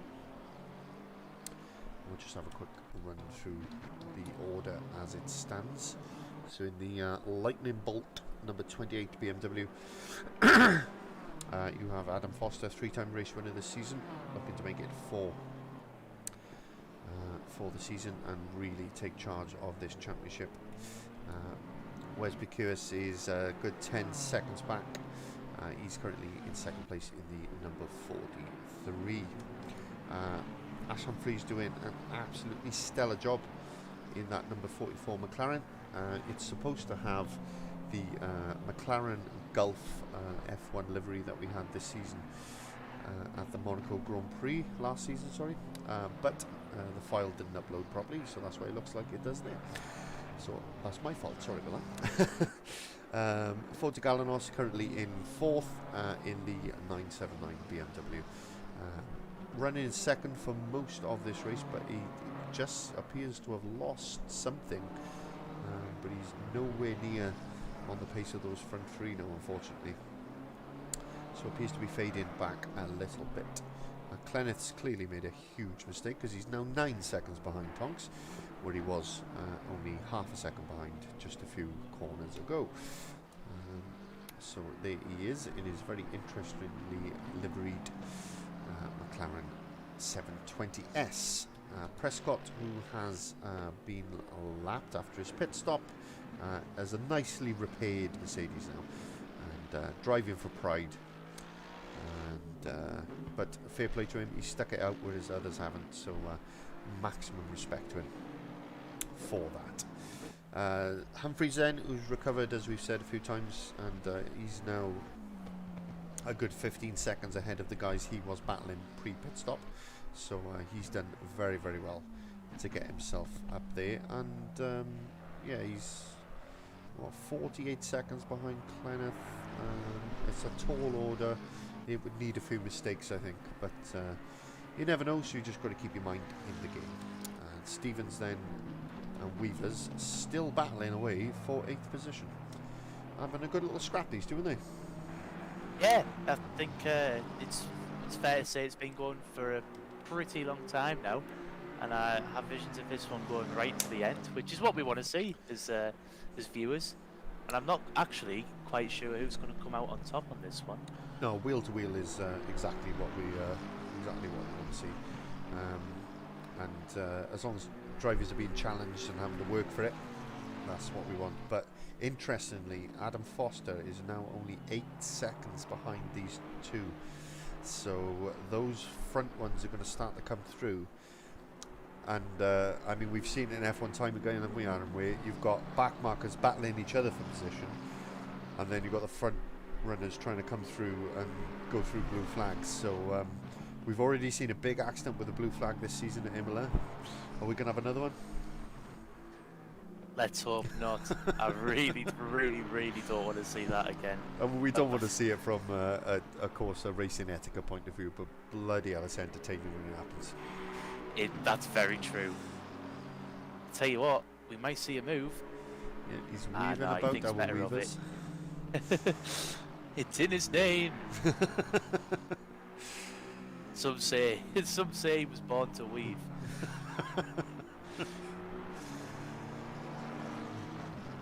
All the time though, that gap back to Adam's just dwindling down.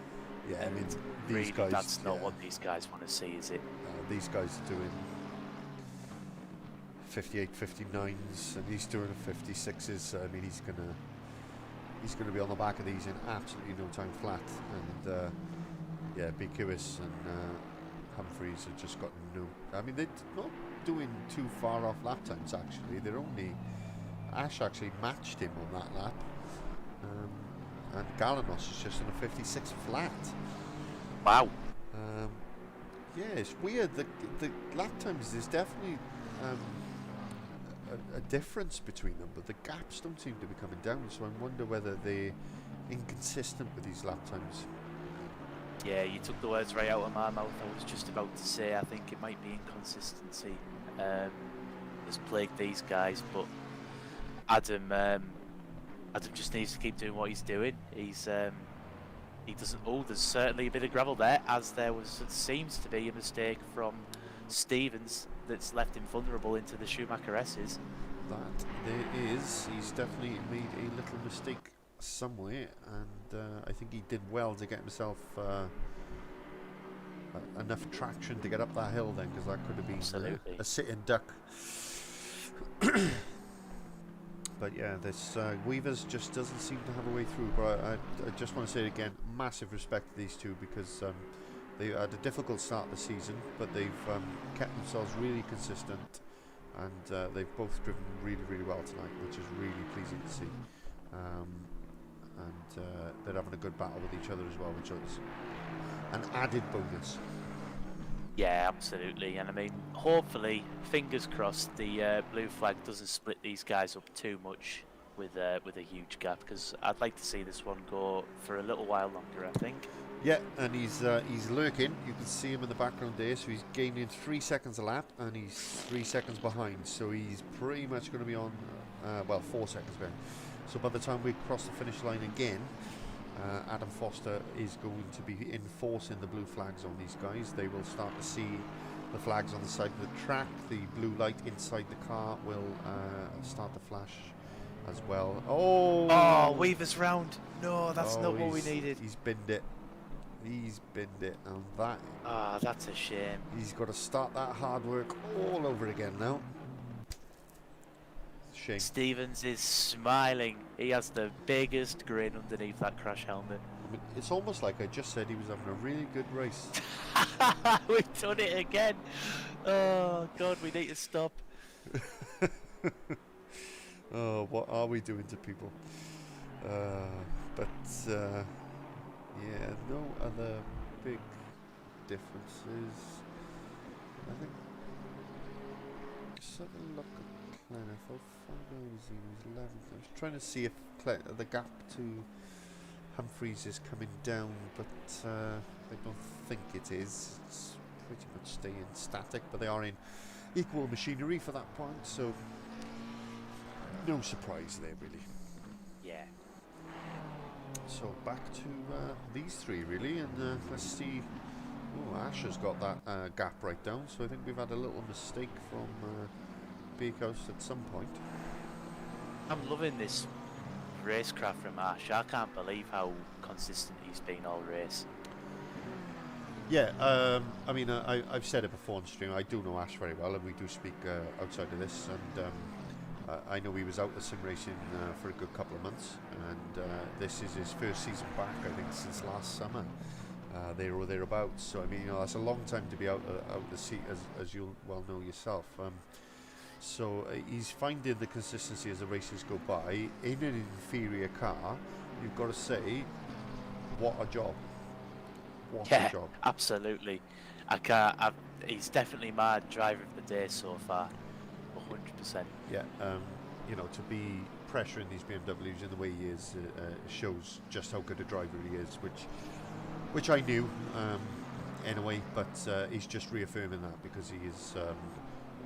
And what we're talking about, guys, for you watching, is the fact that the drivers, as we said earlier, if you didn't hear it, you know, the drivers have made it perfectly clear the BMW is the car of choice, but it's better than the McLaren through most types of circuit, most types of corners.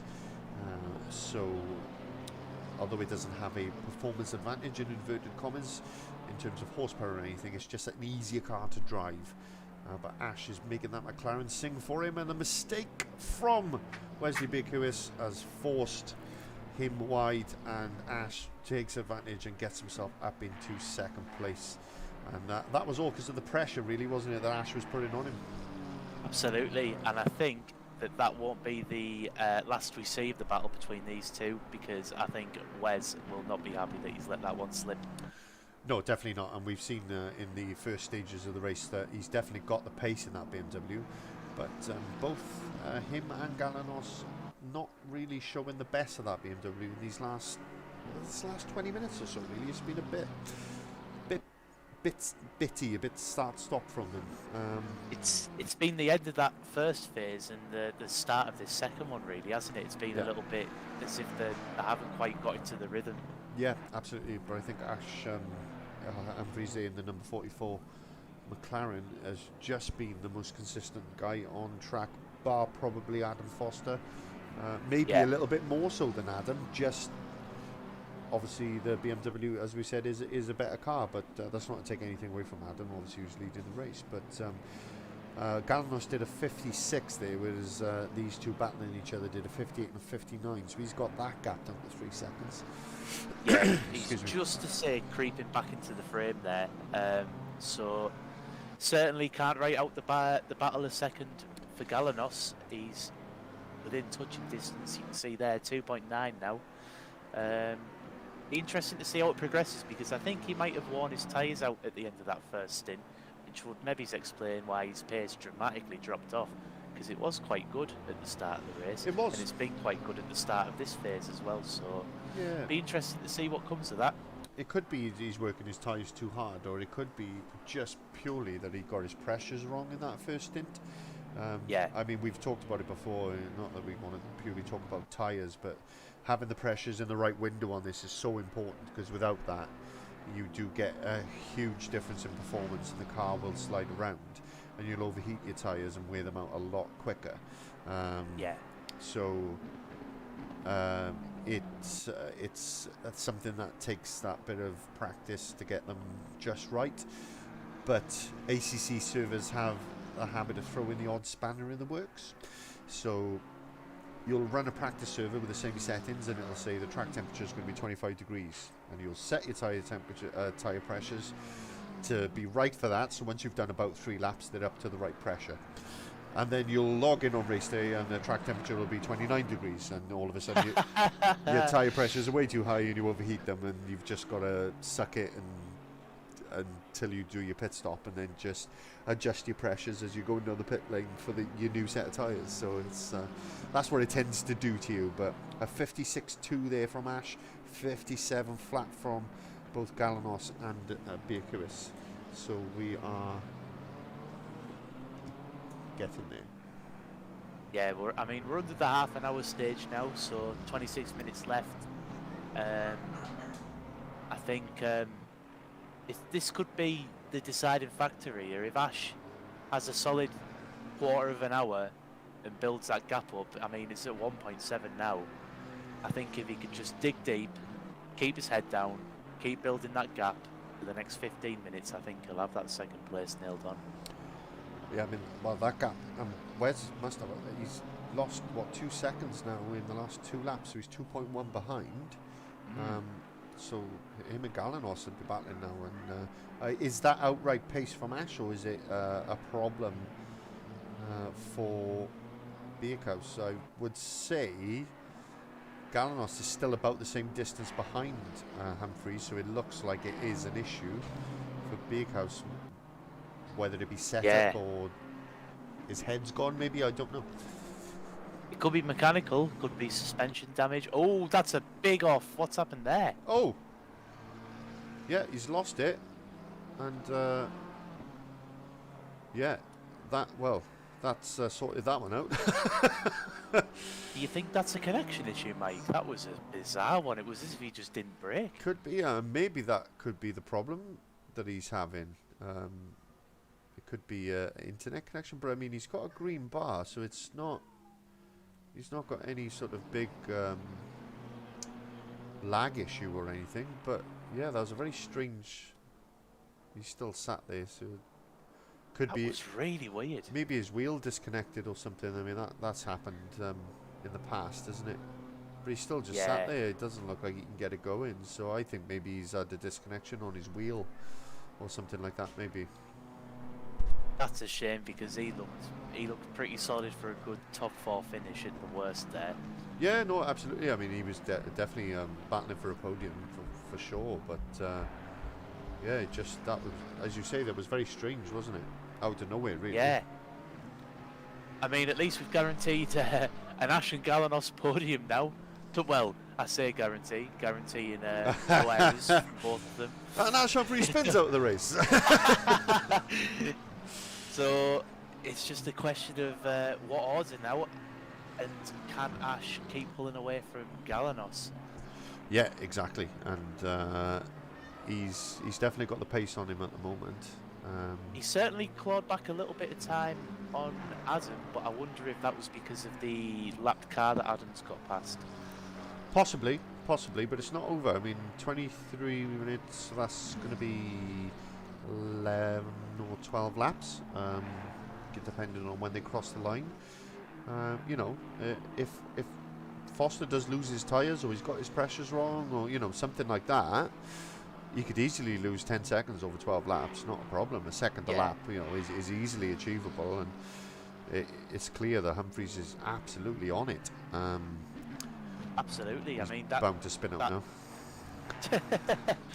that delta, if you like's gone down considerably. It was at the high end in the 10s, and now it's into 10.6, 10.5. I mean, Foster's just done a 1:56.9, and Ash does a 56.2, so that confirms it. A big pace difference there. Yeah, I mean, if that happens consistently over the next 5 laps, I think you'll see Foster start to panic a little bit, and which will feed into his driving, because, you know, you do tense up, you do start to think more rather than just relaxing and driving. I mean, you know yourself, having won championships in F1 games, etc. You know, when you're under that pressure and you start to see that delta just disappear, it completely changes your driving style. It's much better to be the hunter than to be the hunted.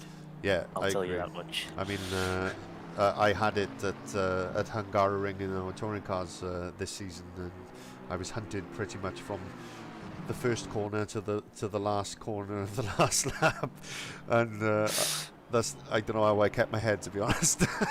But did you have ballast in that as well? You what? Were you carrying ballast when you were being hunted? Or, no, that or was not? the first race, so there was no ballast in that right. race. But he beat me to pole by about 1/10 of a second. So, I do remember that. Yeah, so I took him going into the first corner because I had a better start and I had the inside line, and then he just couldn't get past me. So he was quicker than I was. There was no question, but he was he was not getting past. I Gandalfed him. You were blessed by the B-Tech Monaco that was from B-Tech Monaco, I love it. No, like I said, I just Gandalf the grade him, and that was it. Oh, Stephen's getting a bit out of shape there. Yeah, and hopefully he doesn't cost Galnos any time in the background. I think it's quite fortunate that the cars are fairly forgiving from our conversation a couple of weeks ago on suspensions, because Yes. I think you'd be dead in real life with that. That'd be instant suspension damage. Yeah, exactly. I see Big House is pitted, by the way, as well. So he hopefully has got control of his car, so he can at least finish the race, maybe. Because I mean, I think if it was a terminal issue, he probably would have rage quit after that. Because I think I would have been tempted. But yeah, he's still in 9th, and I think we've lost 10th place, haven't we? Yeah. That was Prescott, wasn't it? Yeah, so I think place. he's had enough. It is a problem, unfortunately. You know, not to talk sort of negatively, but it is a problem with endurance racing. Is that some people really do struggle with it. It is understandable, though. I mean, if you're so far off the pack and you're on your own, there's not that much incentive, is there, to carry on. So I do get it. Yeah, absolutely. I tell you what, though, moving back to this battle for the lead, if you like, the gap down to 9.9, 9.8. Yeah, he's it sort of flickered back up to nearly 11 seconds, and now it's come back down to under 10. So it's there's definitely a mistake in Adam Foster's driving, from what we can tell. Then he seems to have picked up the pace, though, Mike, because his last lap was a 1:56.6, and the gap to Ash has gone up a tiny bit. So I imagine as he crosses the line at 57 flat. Yeah, 57 flat. That's but I mean, the tyres will obviously just continue to weigh now as this goes on. 56.6 for Ash. Yeah, Ash is quicker. I think over the last 5 laps, Ash overall has been quicker, but not by enough to really challenge Foster.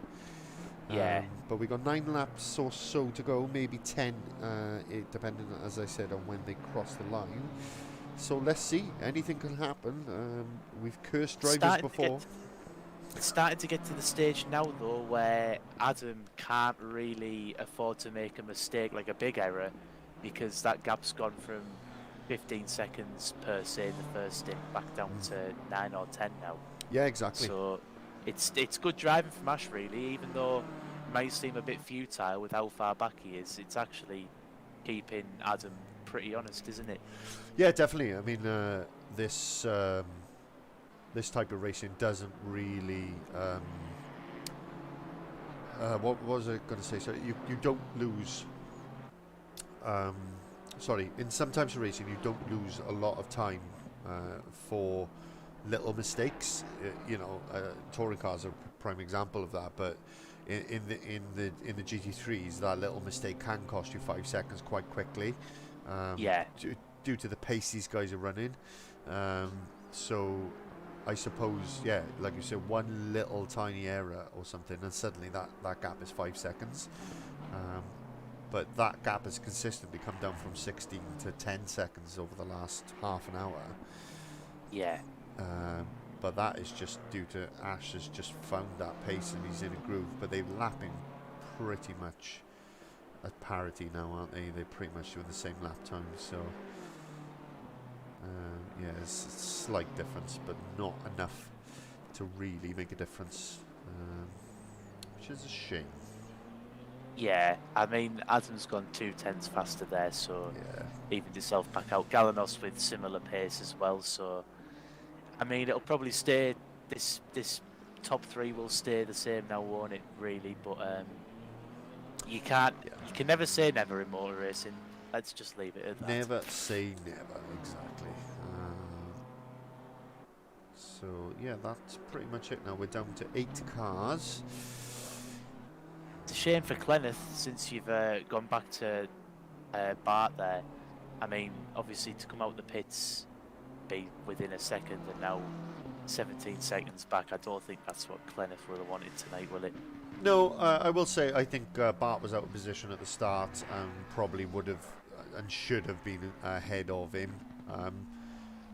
Granted, he's had a little bit of luck in terms of other people dropping out, but I think overall he'll be happy with a 5th. But yeah, when you're that close to a car after a pit stop, I agree. I think he will have expected to be more on the pace than that. But that gap very quickly went from 0.5 to about 10 seconds, didn't it? So I think that was a mistake. So if you take that away, he's lost, let's say, 7 seconds since the pit stops, which is nothing to be ashamed of against that BMW, because it's a rapid car. So I think you can be pleased with that overall. Agreed. I think, like say, the biggest disappointment out there, other than the ones who have left the race, who's still on the track, will be Damien Humphries, because he had that drive-through, and if he hadn't had that, he'd be ahead of Kenneth right now. 30 seconds. He would. 30 seconds for a drive-through, and he'd be having a good old battle and a ding-dong, but he's pretty much driven around on his own for an hour and a half, just trying to catch up with everyone.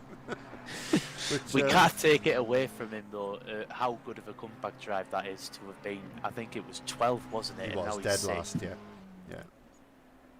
yeah, dead last to 6th, and he was good for 7th before everybody else dropped out. So it's not to take anything away from him at all. Yeah. But 6th position, I'm sure he'll be quite pleased with that.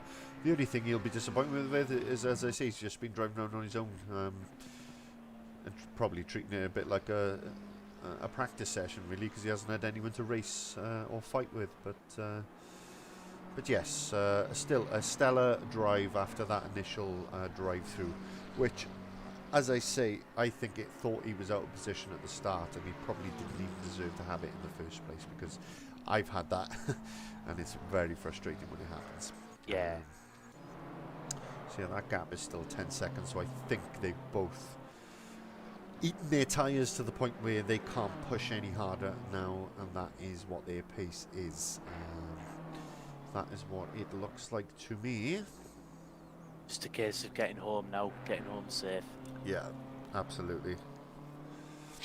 I mean, the last thing you want if you've been racing for an hour and 40 is in the last 5 minutes to spin around and undo all your hard work. Yeah, exactly. But it happens. It does happen, unfortunately.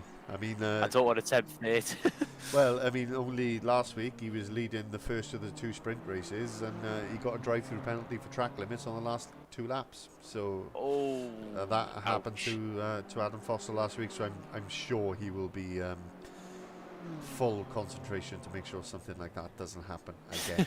Because he's squeaky clean. Yeah, he went from 1st to 5th in with 2 laps to go because he had to serve the drive-through. So Ash with a 58.7 on that last lap, so he's made a mistake. Yeah. And that's pretty much curtains, I would say. He's got to make up 2 seconds per lap now to even have a chance. And just needs to be careful of Galanos behind him now. Yeah. Has he saved anything in his tyres? Just bring it home, innit? Bring it home. Yeah, pretty much. But 12 minutes left. Come on, Ash, you can do this. But we can't write Galanos off either, because that gap is fluctuating a little bit now, and he will definitely be eager to get a 2nd place.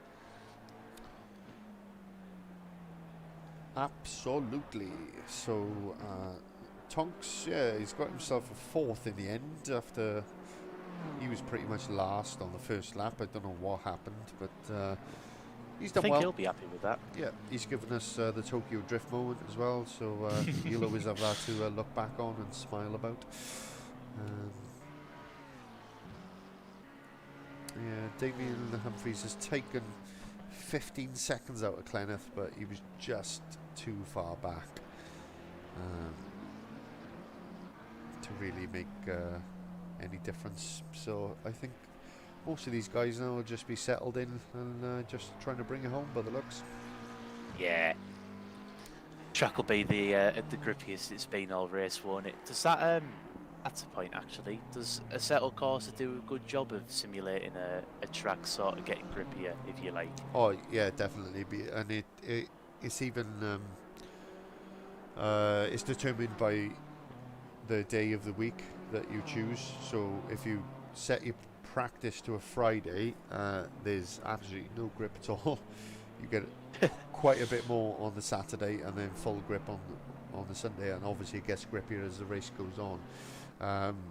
Because I had a habit of setting my servers up that way because it was realistic, Friday, Saturday, Sunday.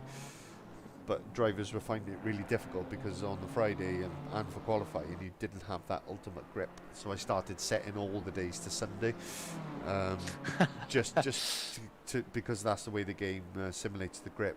It's almost too realistic, really, in that the grip builds as the weekend goes on. So it's very, very good.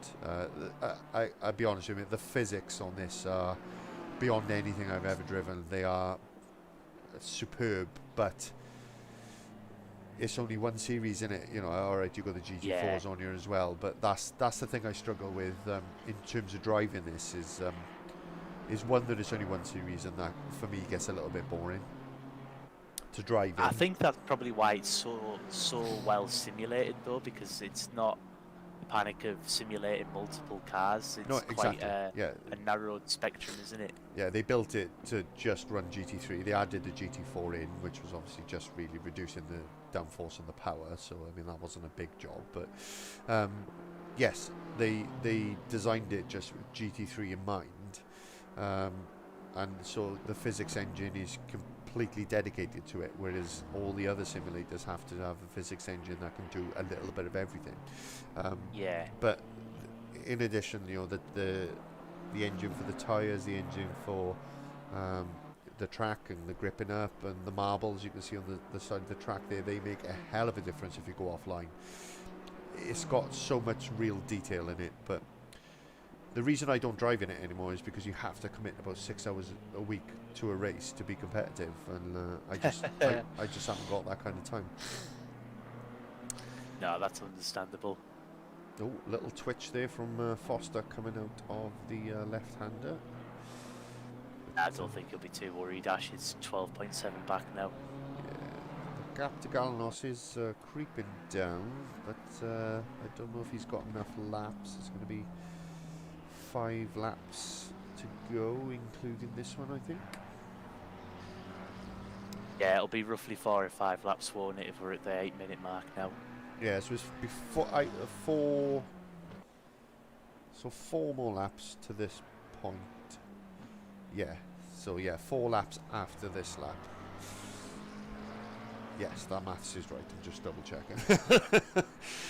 Doubting my own mathematical ability there, but yes, 4 laps after this one, and then that will be it. But the closest thing we got to a battle really is these two. But we'll just have a quick flick through the field, see how everyone's getting on. Galanos with a 57 flat last lap. That's quite a good lap, really, considering. It is, yeah. It's not bad at all. Yeah, let's have a quick look at people's. So there's a 56.8 there for Foster, 57.3, 57 flat. So yeah, they're not a million miles away from each other, but No. but yeah, they're pretty handy lap times. 59.5, and so Stevens has made a mistake somewhere. So Weavers could still have a shout if he can. He was a second and a half quicker than Stevens on that last lap. So he might still have a shout at 7th. Tonks, he's doing 59.1 on the last lap. He won't be happy with that. No. That is for sure. So he's made a mistake. That is almost certain. Kenneth Boa there with a 58.2 on his last lap.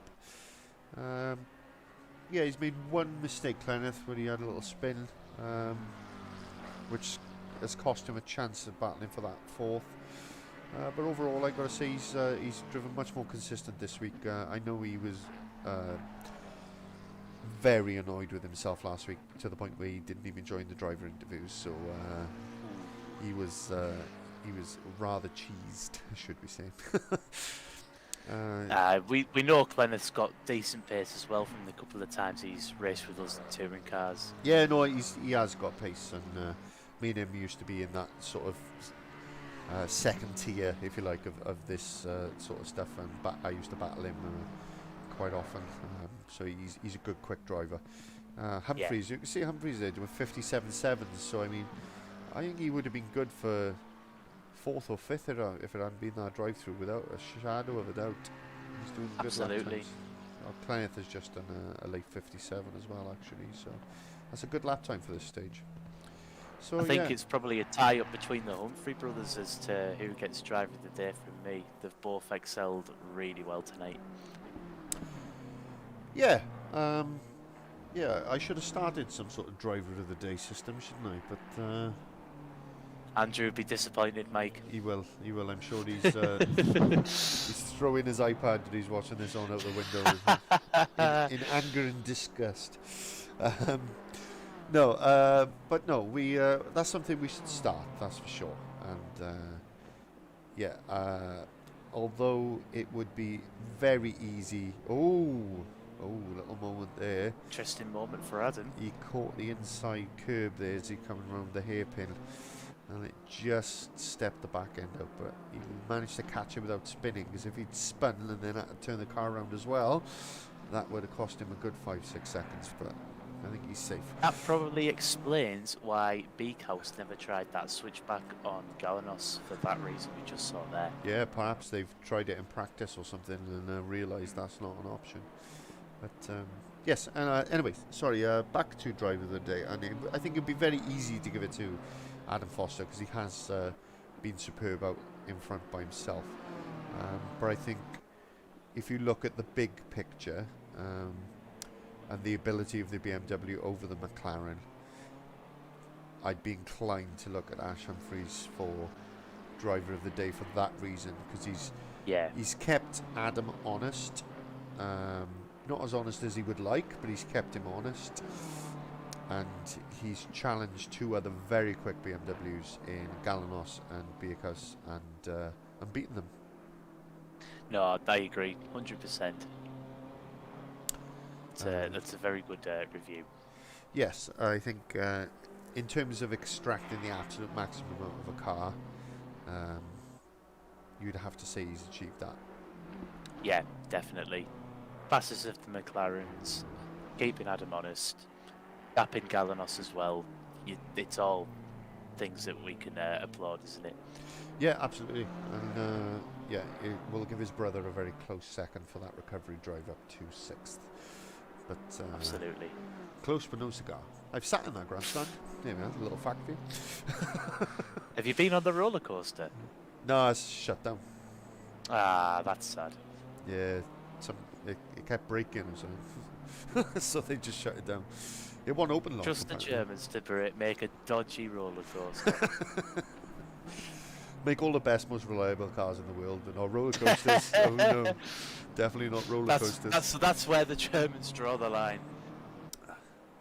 They probably contracted an American or a British person to do it. Yeah, that's 100% what happened. Yes, indeed. The final 2 minutes and 30 of the session, lap 49, and it looks like Mr. Foster is going to take the victory. Is it +1 lap after the time runs out, Mike, or is that the final lap once the time runs out? It's the final lap once the time runs out, unless it runs out and you're like only 10 seconds from the line, it tends to add a lap on. I'm really annoyed, to be honest, because we're going to be on 51 laps, and I really wanted to finish on lap 50, just for like that OCD in me. Slow down. But yes, because this is lap 50, because that's 49 laps completed. Yes. So this is lap 50, so it'll be 51 laps. But a good old slog from these drivers to keep up that pace for an hour and 40 minutes, that is for sure. Not easy to do. No. Fatigue definitely setting in at the first, well, I think when majority of the field pitted in at that sort of 40-minute mark. Once you've been driving for an hour, you sort of start to struggle. Final lap now. Give it all you can. Yeah, absolutely. And you just heard the message from the team radio there. The leader is on the final lap. And I don't know why he's telling me to push, because I'm not in the car, but he certainly has got his wires crossed there. But yeah, we'll just have a quick run through the field on this last lap as Adam Foster makes his way comfortably around in first position. Second place, as we said, our driver of the day from the comms box, Ash Humphreys came in number 44 with a fantastic second position in that McLaren, and he deserves that as well. He's not lucked into it. He earned that position through some really good consistent driving in that car. And Foto Galanos is in third position, the Greek driver representing his country with pride. Didn't quite have the pace today, was running second for the first half of this race, but before the series of pit stops he really seemed to struggle for pace and has never quite recovered from that, but there he is in third position nonetheless. They're a little bit out of order because of some laps. So 7th place we have Stevens. He's driven really well in that Aston Martin, and credit where it's due. I think he's really improved this week. He's made much fewer mistakes. Him and Weavers have had a good old ding-dong. Weavers in 8th place in the Canary Mobile, and yeah, them two have had a good old battle throughout this race, and both can be proud, I think, of a much improved performance and a much more consistent performance from both of them. Bartonks in 4th position in the number 33 BMW. And, The leader has finished the race. I think he'll be disappointed with that, but just as I get that message, Adam Foster has won the race. He's crossed the line and he's won another one. I think that is his 4th victory this season, and fantastic first place from him. Ash Humphreys crosses the line there, 2nd position, and a great podium for Ash. I'm sure he'll be delighted to have given those BMWs a real run for their money. And Galanos in 3rd in the BMW as well. Bart 4th. Clenneth will come home in 5th eventually when he gets there. and Damien Humphries is showing 5th.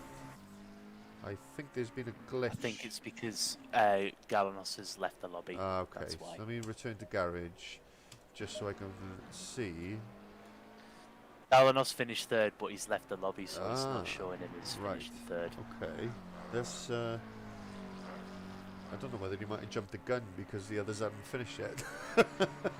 that's probably what's happened. But yeah, Galanos obviously finished 3rd, but he's left early, so he's promoted 3rd part. So we'll wait for everybody to cross the line just to get the actual final classification. The last car to cross the line will be Damien, who's currently shown as 5th, but I'm not sure he'll get 5th because if Galanos did take the checkered flag, the results are normally pretty good at updating themselves eventually.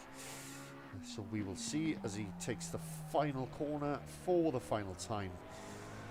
And the number 22 McLaren comes across the line to take a position to be determined shortly. 6th position, there we go. So it is confirmed then, Adam Foster, fastest lap and race winner and pole position. So he's got the triple crown today, and congratulations to him. Ash Humphries in 2nd, Galanos in 3rd, Bartonks 4th, Kenneth Boa in 5th, Damien Humphries with a great recovery drive from last up into 6th. Stevens in 7th and Weavers in 8th. We've said enough about those guys. Very, very well done to those. BQS, who I can only assume had some form of disconnect with his wheel because he flew into a wall out of nowhere and then couldn't get the car going again. But he does take 9th position and is classified as finishing. Prescott again had issues early on, and but he's classified as 10th. Simpson disappeared quite early on in 11th, and Balsilli, who had a big accident on the first lap, finishes in 12th. Green light, go, go, go. And, that is that. So let us exit out of here, and I will just pop over to the other chat now. So just going to play the replay in the background. We're just going to pop onto our multi-screen, and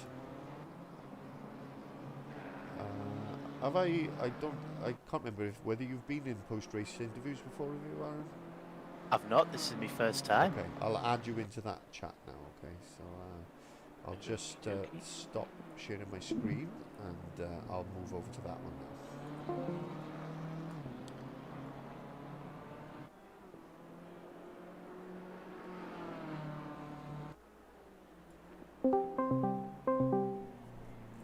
So we're just trying to get some of the drivers on board. So hopefully some of them will join us in a moment.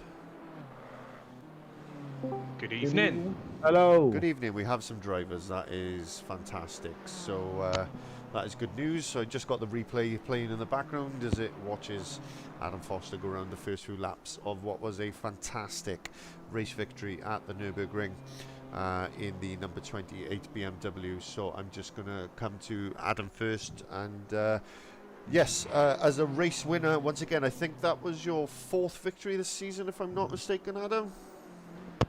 I can hear something. Oh, 2 secs. I can hear something in the background. Yeah, I'm listening to you back. Right, sorry about that. No, that's right. Yeah, I think so. Qualifying was very close again. Yeah. Less than a 10th, so that was pretty scary. But after the first lap, I had a 2-second gap. So, and then it just kept on growing throughout the race. So, quite a lonely race for me, to be fair. Yeah, it looked that way, but difficult in those circumstances to keep that consistency, I think, isn't it? Particularly, you know, when you haven't got people around you, or it's easy to lose concentration, isn't it? And it is, yeah. But my trick is to look at the next car, even if it's a back marker. Just like I'm chasing you, no matter what. I'm always thinking about chasing someone, whether it's a back marker or not. Yeah, triple crown though today. You got the pole, you got the fastest lap, you got the win. You've got to be pleased with that, I would say. Yeah, fastest lap was a 25.9 just. So I'm happy with that. 25, sorry, 55.9. I was going to say, Yeah, 55.9. did It you have was, the rocket boosters on for that one? yeah. I believe it. No, rapid, very, very good. Second phase of the race, after the pit stops, Ash Humphries really started to come through with that McLaren. Kept you honest, I would say. He really was matching you lap-wise, and the gap came down from 16 to about 10 seconds in the end. So he kept you honest, didn't he? He did, yeah. I was looking at that, to be fair. I was like, this gap's not going any bigger, it's not getting any smaller. I was checking the lap times, trying to see his lap timers across the line to see what he was doing, and we was kind of matching each other lap by lap Yeah. when it got to about 10 seconds. Yeah, not So, yeah. not an easy feat in that McLaren either, to be fair. So respect to him for that. But Yeah, he's done well. He's pulled it out this week. yeah, These first couple of races he had a bit of a struggle, and then yeah, I think he's got back into the swing of things now. yeah, absolutely. Well, congratulations, awesome victory. I'm just going Thank to you. move on now to. Do we have Damien Humphries in the room? Yes, you do. Welcome to the first one. I hope I'm not keeping you from your toilet seat. No, I'm good today. I planned ahead. Good to hear. Good to hear. I just want to say, first of all, congratulations on a fantastic recovery drive. Two big things to talk about there, really. First of all, the drive-through. I'm assuming the game thought you were out of position at the start, even though you weren't, and gave you a drive-through, even though you didn't deserve one. Correct. Ah, see, Aaron, I called it. I called it. You correct. called it. You called it. I got it. I Yeah. got it done. I got shafted again. It's I've had an unfortunate season. It seems every race I've had something catastrophic happen. But good thing today with it being a longer race is I could just get my head down and go for it. So Yeah, I mean, we were sort of looking at it, keeping an eye on it, and I think your pace would have been good enough to be challenging Clenneth if you hadn't had that penalty. So you would have been sort of challenging Clenneth and Bart Tonks. So I think overall, I mean, you were a good for 7th without the people dropping out. So you gained another position from people dropping out. So. You know, I think you overall, in the end, got to be pretty pleased with that. yeah, overall, yeah, happy with that. Yeah, a little bit disappointed. Robbed of a bit of a battle with Clenneth. We seemed to be lapping similar times. It would have been interesting without the drive-through, I think, over that length of the race. But yeah, generally happy, and yeah, it was good. You got away with one a little bit as well with the Weavers incident, the Canary Mobile, as I call it. Yeah, he had a little spin just going into the left-hander, and you were just in the wrong place at the wrong time.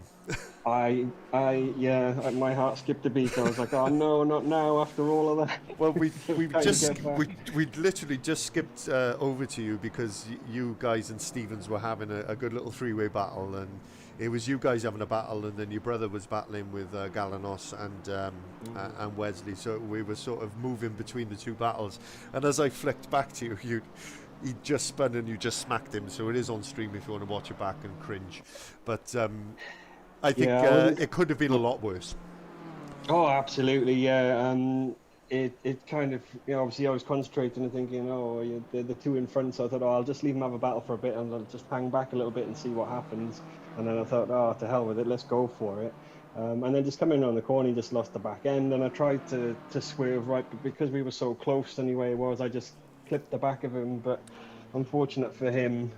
But luckily it didn't, I lost a few seconds, but no major damage or anything like that. So I got away with it, you're right, yeah.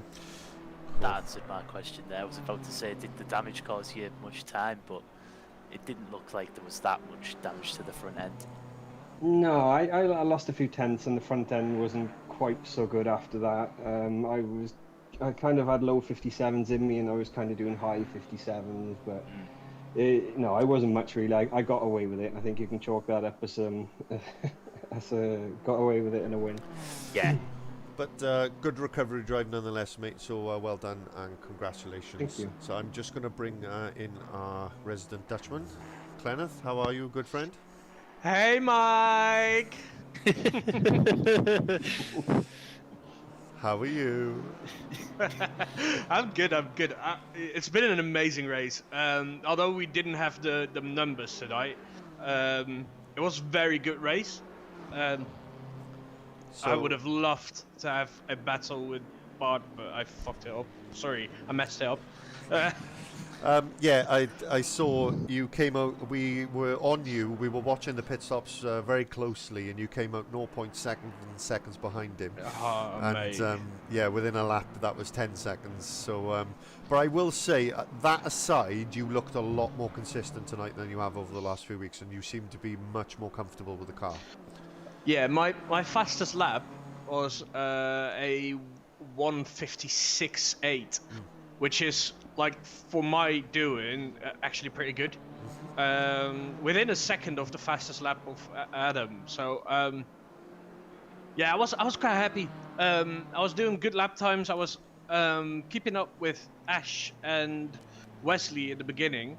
And then I messed it up a little, and they gradually got away from me. And I knew that my pit stop needed to be good. And I messed up literally everything I could have messed up. I went into my pit limiter too early. I went into my pit stop not like straight, so I didn't wend up straight away. Yeah, well, the restart was good, but then yeah, it was done. So I ended up behind Bart after my pit stop, and I was like gradually gaining on him for the first 2 laps, and then the 3rd lap, I believe, the dirty air got me, and I hit the sand in the Schumacher S, and then I went off. Yeah, it's basically like Schumacher S or drive-through corner, as we call it, which are the the worst. But then again, like it's been a good race, and I love my consistency indeed. Good. I'm glad. It was really, really good to see that. I'm done with questions. Aaron, have you got any pressing matters you want to bring up with the drivers who've joined us this evening? Not particularly. No. I think the one driver I wanted to speak to and congratulate isn't in the call. I wanted to congratulate. Ash. No, it was the Fast and Furious Tokyo drift we witnessed from Bart. Oh yes, watch it back, guys. Bart does the best drift you've ever seen. Honestly, he thinks he's DK. Like he literally thinks he's DK. It was quality. Yeah. So I just want to say something. Like Mike, yes. Congratulations, mate, with your graduation and Yes, I was going stuff. to mention that as well. Thank you, It's gentlemen. well done, mate. Thank you very much. I really appreciate it. It's been 5 years of hard work, but I've finally done it. So thank you, gentlemen. That's much good. appreciated. But no, well done. I got to say, I think the 3 of you drove really well tonight. You 3 and Ash were all fantastic. We gave Ash driver of the day, and that was purely because I think he absolutely extracted the most out of that McLaren today. Yeah, I agree. The pace he had, because we know the BMW does have a slight advantage. So the fact that he was able to battle with Wes and Photo Galanos the way he did, and genuinely overtook them, was outstanding. So he had our driver of the day, but you guys would equally drove all superb races, and it was really entertaining. So thank you very much for joining us, and we look forward to seeing you again next week. Thank you. Take care all. Yeah, Take care, see ya. gents. Well, thanks for joining us. That is the end of our stream. Thanks to the drivers for joining us in the comments box there. It's been a long night, doing a lot of talking, so I'm going to shut up now and leave you guys to it. But we'll see you next week for some sprint races, and next week we return to where are we? We're at Snetterton, which was my track choice, so I'm sure they'll hate me for that, but it's one of my favourite tracks, and the British GT tracks are brilliant. So Snetterton for some sprint races next week. We'll see you then. Thank you very much, and see you next time.